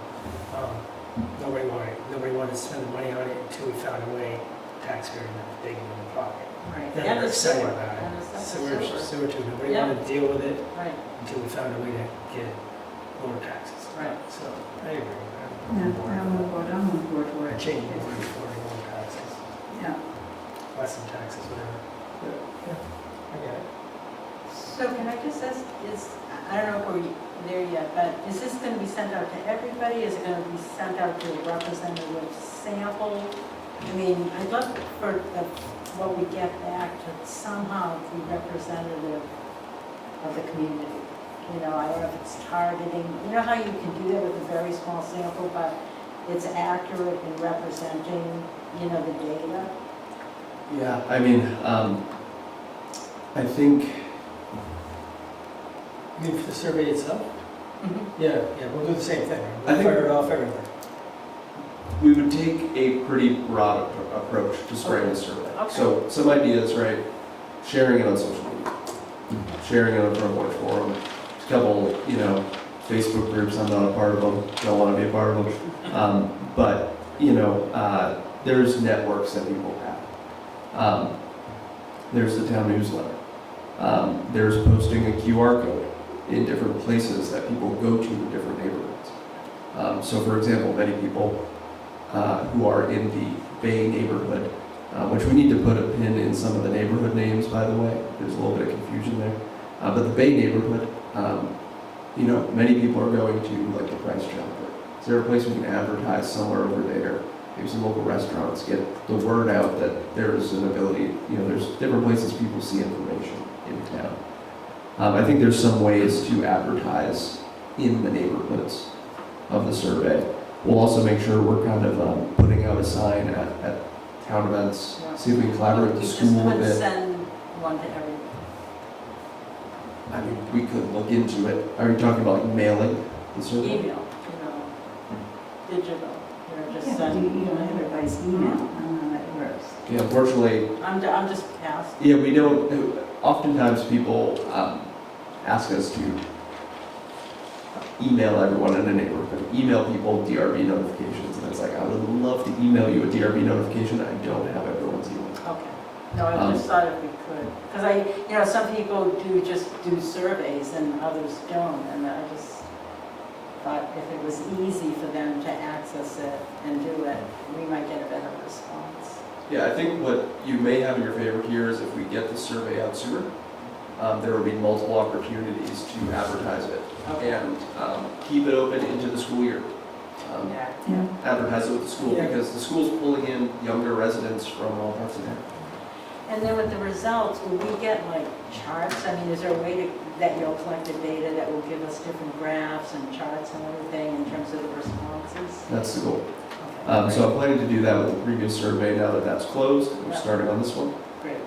Put together like a little PDF summary, charts for each question. The open-ended responses are the stumbling block of how do we represent them, because I could just give you them. But that doesn't seem very respectful to you all, to just say, yeah, read through all these responses that are just overwhelming the page. We'll likely try to bucket those into categories. So if people are like, I don't support, increased municipal spending, and other people are saying like, we need more affordable housing, we're gonna figure out how we can allocate those to corresponding buckets. Maybe there's some overlap of affordability concerns. Thank you, that's excellent. I think you should get it out as soon as possible, and I have a great idea, like on Front Porch Forum, to do something like, hey, Windermere Way, we have not heard from you. We can like shame them into doing it like once a week, just say. Oh, yeah, I agree. Or have a I know. contest. like it. I see your stuff on there. Great It's idea. Contest, you know? Yeah. Wow, the Bay is really. Hey, Bay Area, we Bay thought is you loved the neighborhood. Yeah, you heard it from one attendee at the economic development meeting that, the best way to get someone's attention is to hand them a bill. And there's definitely other ways we can get people's attention that are not ethical, so we won't go into those. But no, there's definitely ways, we're gonna have some meetings between now and then. We can give you an update on how the responses are going. If we're like not getting great responses from the Great Point neighborhood, no, we're not gonna go knock on doors, but, The town's Just sent out read your- a new Just letter. Bay is rocking it. I know. Tax assessments. yep. I don't know. Just saying. I think you would have known what answer you would have gotten to that one question we were just looking at. Just saying, the survey could have been yeah. I'd like it to be with a very optimistic note. Stormwater runoff, really, something. Yeah, the whole bill part. Gets But people attention. there's going to be some opportunities here. I think we'll have some good ideas. We go see the town, we were ran through the town newsletter last time, right? We'll do that again. We did. I don't know, I don't have the numbers on the town newsletter, and I don't, it's one tool. Yeah, sure. That would be interesting to know what we have in the town newsletter and promote that at the same time. Does anybody get the Colchester Sun anymore? It's online. Is it online Yeah, only? it's I'm just wondering if people look at that. a little bit. A little bit. I know, that's There's another something there, place. unfortunately. I think the reason Buy it. people look at Front Porch Forum all the time, it comes up in your email, Yeah. and you can't help but to, lost kitty, I'm gonna see what lost kitty is. Also, Well, there's some people that aren't on it, so you gotta think broadly here. Yeah. I think last time we just also, word of mouth, we just kept telling everybody, hey, there's a survey, go online, do it. Do it. Yeah, we do have a list that we have a list of the people who took the first survey. We can send it back out to them. That'll hopefully generate some responses. We could, have like it as an exit survey at some DRB meetings, but again, what are you gonna get for that response? Right. It's how well it went at DRB. Are they positive or negative? Well, we'll see. I did mention it at the Rotary meeting about the survey, that just we'd love people to do it, and they would like to hold a community dinner about the survey, to Great. get people interested in the survey, so would that be okay to do? Yeah. Absolutely. That's awesome. Yeah, Okay. absolutely. Just wanna make sure. We'd be there to help people fill it out. Yeah. So it'd be good Or to test out the different methods. You would probably speak just a little bit about it. Yeah, of course. Yeah. I'm happy to be a part of that. Great, excellent. I'm sorry, Yeah, Sarah, you you can't please do don't charge that us with what phone. Can't do it with your foot. And sometimes, I mean, there are residents who don't have access to a computer. Yeah. I think the survey is best appreciated on a computer. Haven't looked at it on a phone, but we'll see. Could be ways to, let people know that they can, at an event like that, we could bring a computer. We'll fill it out. Yeah, I do wonder about some of the elderly, not computer savvy. Because I do wonder if they would. Well, all 10 of them who don't know how to use a computer. It's more. No, What do you can we do like, could you make a paper one for people to fill out if they came into the town office and they could do it right then and there? We can't. Okay. We can't. Now, the one thing I don't want to overpromise, though, is it takes staff capacity to then enter and tabulate the results, which we are happy to do. We just, are currently one person down. Well, maybe we could be Hopefully doing four. something at the library where people that don't have computers, because the library is there, they get help with a computer. and That's they a can great fill it out. idea. And I that can people post know that too, that they yeah. can Yeah. help, they can get that help. That is a great It idea. is a great idea. And I think, in the last survey, there was very overwhelming response from the, going to the demographic questions here. Hold on one second. I don't want to speak out of turn. From the 51 to 65 plus white owners of single-family homes. Those were the primary respondents of the first survey. Obviously, we've looked at the demographic section of the town plan. There's additional people who are likely not responding to the survey. We can look into, as we move forward, ways to try to reach out and provide this survey to a wider audience. I don't have the methods front of mind right now, but Yeah. if we do something really well, we can, it's a requirement now for a municipal plan, is to really engage with different identified communities in your municipality. So, Sure. do what we can. Yep. Best we can do. So you're not hearing from people like younger? Well, we heard from the under 25 crowd because I sent the previous survey to a social studies teacher at the high school who was holding kind of like a town meeting part of their curriculum. It was around town meeting day. Okay, that's good. Is that So we middle did get group? responses, but it's the middle group. It's the 25 to 35 really was the lowest for sure. I mean, I'm in that group. I'd take this survey. It probably accounts for the lowest number of house owners though as well in Colchester. Right, they're part of the apartment. Yeah, there's Well, but No children. Renters or they could click, that it's just figuring out if they own or rent, Yeah.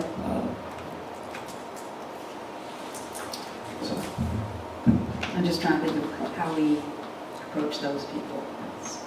They're the working class, Yeah. they're working, they're Yeah. busy. as you saw, there's an equal number of people who, 7,000 people leave Colchester every day to go work. Mhm. I want And a little over 1,000 stay here. So if you're thinking of those possibly renters in the 25 to 35 category, they're probably not signed up for a front porch forum.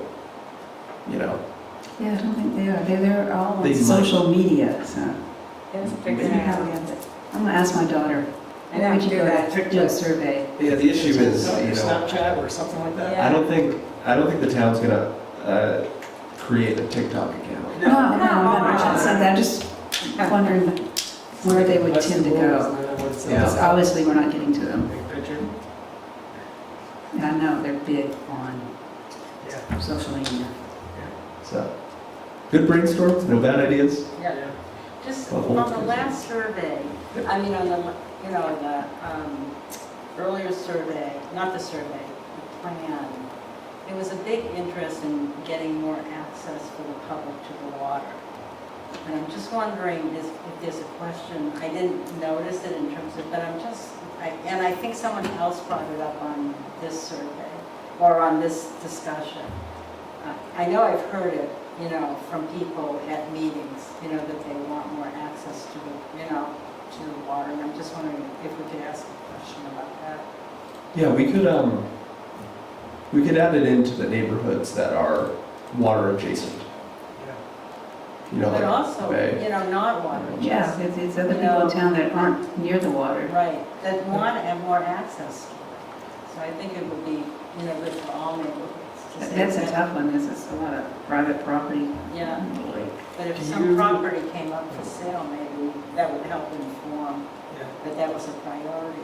Do you know, Yeah. this question, I thought this was the answer, I want to make sure that you know. When you have the property down like West Lake Shore Drive, is your property line at the high water mark or the low water mark? I thought it was at the high It's water. 94.7, I think, or whatever. it's They're the basing water off line. the, That's where the property line starts for surveys, because I had my camp done, and that's where I think they went off the low water line. so they went off the low water line? Yeah, that's where your property line, that's where the state comes out. Right, so you can put a no trespassing sign out on your, You nobody could. can ever walk on the dirt, right, on the sand. So, On the sand they can't, yeah, but water they Oh, can. yeah, I realize I'm going to the water after that, I get that part. I don't know the answer to You're that. right, okay. But- Well, I thought it was regardless, I mean, yeah. I think that we, you know, in terms of public access, we can add an overall question to the overall Yeah. survey, or we can add it into like the, Yeah, because. you know, priorities, you know, The reason I asked that Better is because I clarify. hate to ask a question that we can't do anything about anyways.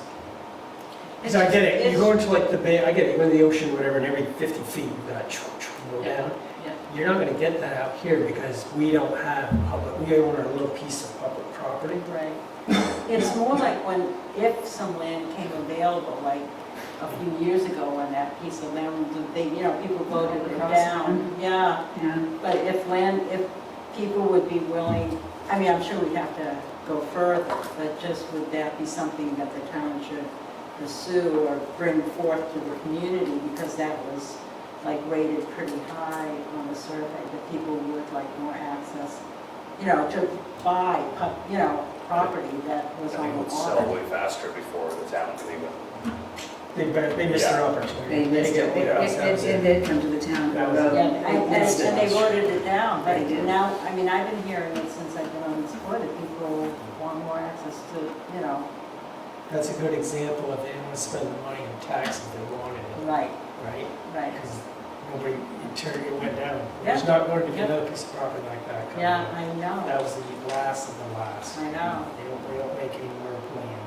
Yeah, no, I totally agree with you. I wish there was an answer for that, but I Yeah, think a lot of people would think that. so maybe not ask that because it's just not gonna. That's ever what I'm happen. saying. I think it's a question that we can ask it, but it's not realistic. yeah, and I think there's, it's Yeah, good no, I to think keep you're things actionable. I think, you know, there are questions about, you know, what recreation and tourism's future should look like, Mhm. right, Yeah. in the Inner Bay neighborhood. It's not asked outside of, it's not like asked at exit 16. Yeah, yeah. But, you know, I do think you also, like, you as a commission, you know, you don't have to just rely on what you hear in one survey, right? There's previous plans that you're referring to, studies, there's, you know, simply who owns what land along the lake. Mhm. If there's an opportunity there, you know, it can be identified outside of the survey. I think that one question we talked about, you bring up businesses all the time. I think a good question to put on there, what kind of businesses would people like to see also come to Colchester? Because that's something that, if you're targeting a certain age groups and whatever else, you can, what kind of businesses do we want to see here? Because we got plenty of vacant properties that have, you know, we're struggling to fill, and 6 people are not going to come up with ideas, or even 20 people, 200 maybe, you know what I mean, for what kind of necessities and what kind of work Are we would like to see in amenities Colchester. and businesses the same thing? The what? Amenities and businesses, is that the same thing? I don't know. I wouldn't say I so. don't think it, I don't think they look at it like that. So It would be nice as a general question. Yeah. Because I think, Well, we did have a question about what types of businesses and services, if any, do you think are needed in this neighborhood? but I think it's like as a broad, more or less, you know what I mean? And that's also for, like, for the area of, like, if we're adding that for exit 17 for the discussion, I mean, that's kind of like, I don't know, maybe a different way to phrase it. So I do just want to be careful though, Yeah. because it is important for people to think about where they are, because I can think of one application that went for the DRB, Oh, yeah, no, and it included a type of business that's on this list. yeah. But because it's proposed in someone else's neighborhood, other people kind of they start falling drastically one way or the other against it. They're either wildly opposed or they're very for it, because Yeah. it's not their neighborhood.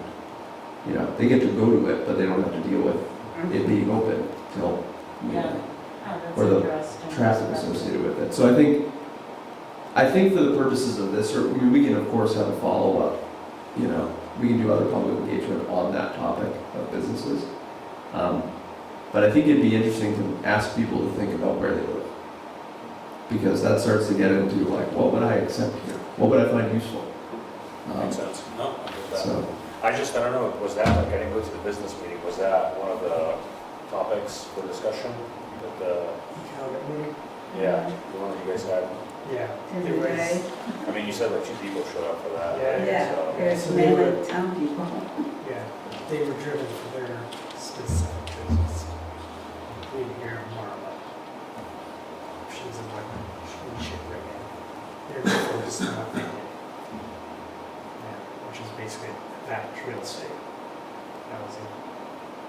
Yeah, that's a tough one too for the businesses. To get new ideas for business, people can discuss about businesses. You know, I don't get it.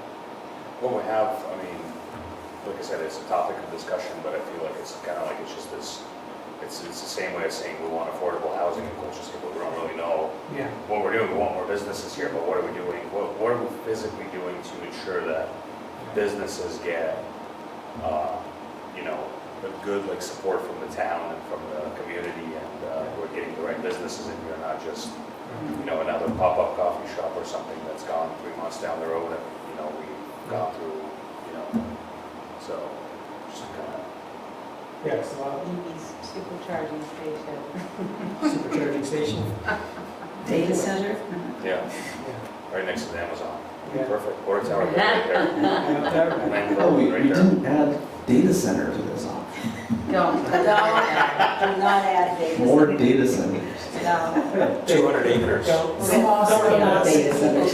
Small scale, 200,000 square feet. Yeah, That would be good. that's right. Make it, if they build it, it has to be over 200,000 square feet. Not big. Stop. Careful, the legislature might make you have to allow it. I like Yeah, my but, drinking water. Not my electric bill. I think it's something probably worth revisiting in a future meeting, and kind of as you kind of take in all of this, to say like, what types of businesses are people wanting? Just like, what do people want? And then, are there levers you can pull to kind of nudge or encourage those types of businesses? You know, generally it's going to be sewer capacity, it's going to be ease of accumulate, it's going to be available space, and a market that supports them, and also rents that are affordable enough for them to move it. Are there levers you can pull there? Perhaps. But I don't think it's that clear that you're going to do any one of those things and immediately you're going to get every business you want opening up at exit 16. No, absolutely. I get that. But it's, you know, there's options you can look at.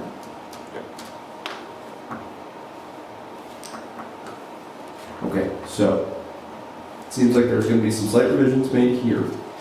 And then we will shop it around as a quick test run. Then prior to the next meeting, the survey will go live. When do you volunteer to be a front porch forum poster? So we'll absolutely start there. Thank you. I think more people can because of when it's posted. Yeah. That was awesome. No, I love the idea of doing that whole like Windermere. And anything with your lovely wife, do the Facebook thing? Yeah. Yeah, of course. And there'll be more, we'll handle some advertisement in the planning and zoning office as well. Yeah. But that should take care of that.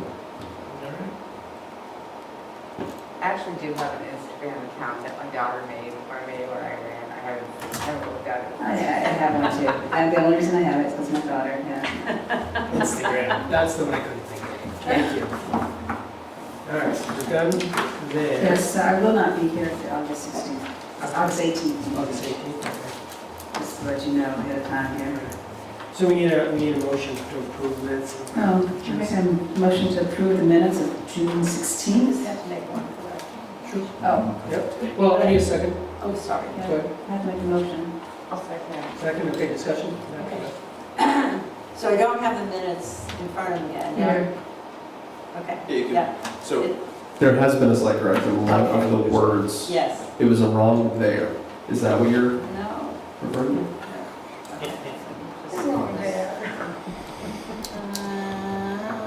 It was something I said that, Oh, substantive. there was one word. Made a big difference.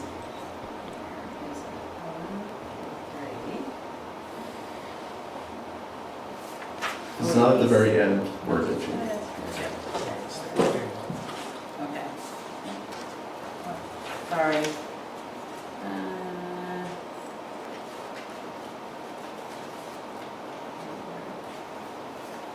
I'm just seeing where I wrote it down, third paragraph from, where is adjourn? Adjourn. 1, 2, 3. It's just, I wrote down where it says in the third paragraph, why more businesses, I said, are not attending, and I think not was, I underlined not. Do you see that anywhere? I mean, it's not a big deal, it just sounded weird to me. It was the third paragraph from Adjourn, it was the sentence, why more businesses are not attending.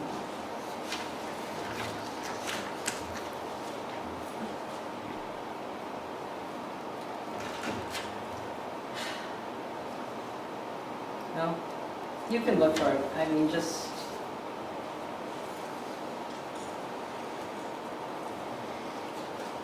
This is 7:21. Were these the minutes from May 5th? No, this is June 16th. Maybe I have the wrong. I might have the wrong minutes. I'll see if I can find it in the next meeting, it's fine. It's not a big deal. You want to sign it? Where'd that pen go? You Ah, here we go. How's it? Purchase. It's a I- match. Mhm. That's the I think we're new okay. rules by Zach. Oh, really? They have to match? All signatures have to match. No. That's a true story, man. Oh, I'm here putting words in my mouth. True story, man. I think it's charming with the signature, it's all different ink,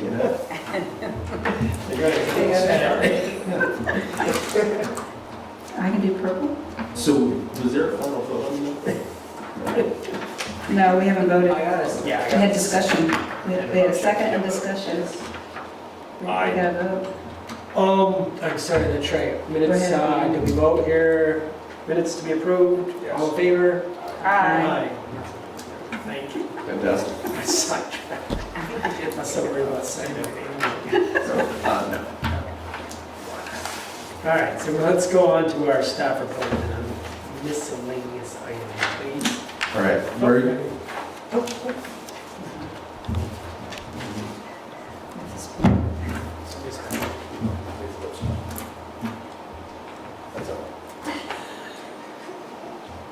I'm glad we have a blue pen. All right, good. Okay, June monthly report. This is like the Super Bowl of monthly reports. It is the end of the fiscal year, so you get to kind of see the whole year in review.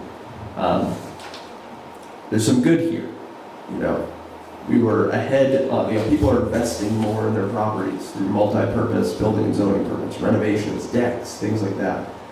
Bad, well, maybe not bad, but concerning is overall new single-unit, multi-unit dwellings, 20 for the year compared to, oh, my math is bad, is that 91? No. Yes, 91 last year. So, just kind of a note, how to explain that? Could it be things out of your control, like interest rates, general market outlooks, bad timing with certain developments, hard to know until we see the next couple of years. But did want to highlight that for you, just because, we've talked about year-over-year residential construction related to the housing target. 20 housing units falls pretty short. So, just wanted to highlight that for you. A little somber, sorry. No, I wondered, did it have anything to do with tariffs or materials coming in where the cost rose considerably? I was hearing for building trades. I think from our perspective, the planning and zoning department, what is for sure is that one larger development just down the road on Blakely Road has obtained all their building permits for all their units. So they're not coming in for anymore. Also, there were no new buildings that came in for a building permit in several quarters. So that's always kind of a little slower. You're going to see like a building a year, but they've been recently permitting like 2 at once, and then kind of working for 2 years. So probably poor timing on that part. And then also we're starting to see though some 20 some odd unit development off of Bellwood called part of this court. They're coming in for zoning permits now. So we'll probably see some more in the next year. I'm hopeful we won't be at 20 because that's troubling from writing the town plan. But yeah, just want to call that out for you. Any questions for me about this report? No need to. Didn't study it that hard. That's okay. I work really hard on it on the 1st to 3rd of the month, somewhere in there, so I take no offense. Next meeting, we'll have a quick legislative update as well. Do a quick memo just to kind of loop you all in on changes made in the legislative session, how that impacts the development regulations. In our office, we have to enforce those changes now, anyway, for the most part. So the most notable one is that now there's no ownership requirement for accessory dwelling units. So you don't have to have an owner on the site. So we are going to just slightly change our questionnaire, and if you hear any rumblings. So that just changed? Is that a $1,600 permit for new dwellings to apply? But there's no difference in fees on it, is there? For a duplex or a duplex? Or not a duplex. Without the owner. You don't have to live there. Basically, duplex rental units right in the middle of neighborhoods, it's gonna be a bad deal. It's not gonna be good. The end results for that 10 years can be ugly. But anyways, that's my opinion. Yep, we will, we're gonna write up the legislative memo for you, but I wanted to just get that on your radar because sometimes people may ask you about something if they were like, why is that permit issued on so-and-so's property? Now you know there's been a change. But yeah, that is all from staff. Alright, that's it. Anybody else? Let's do a motion to adjourn. I make a motion to adjourn. Second. All right, all in favor? Aye.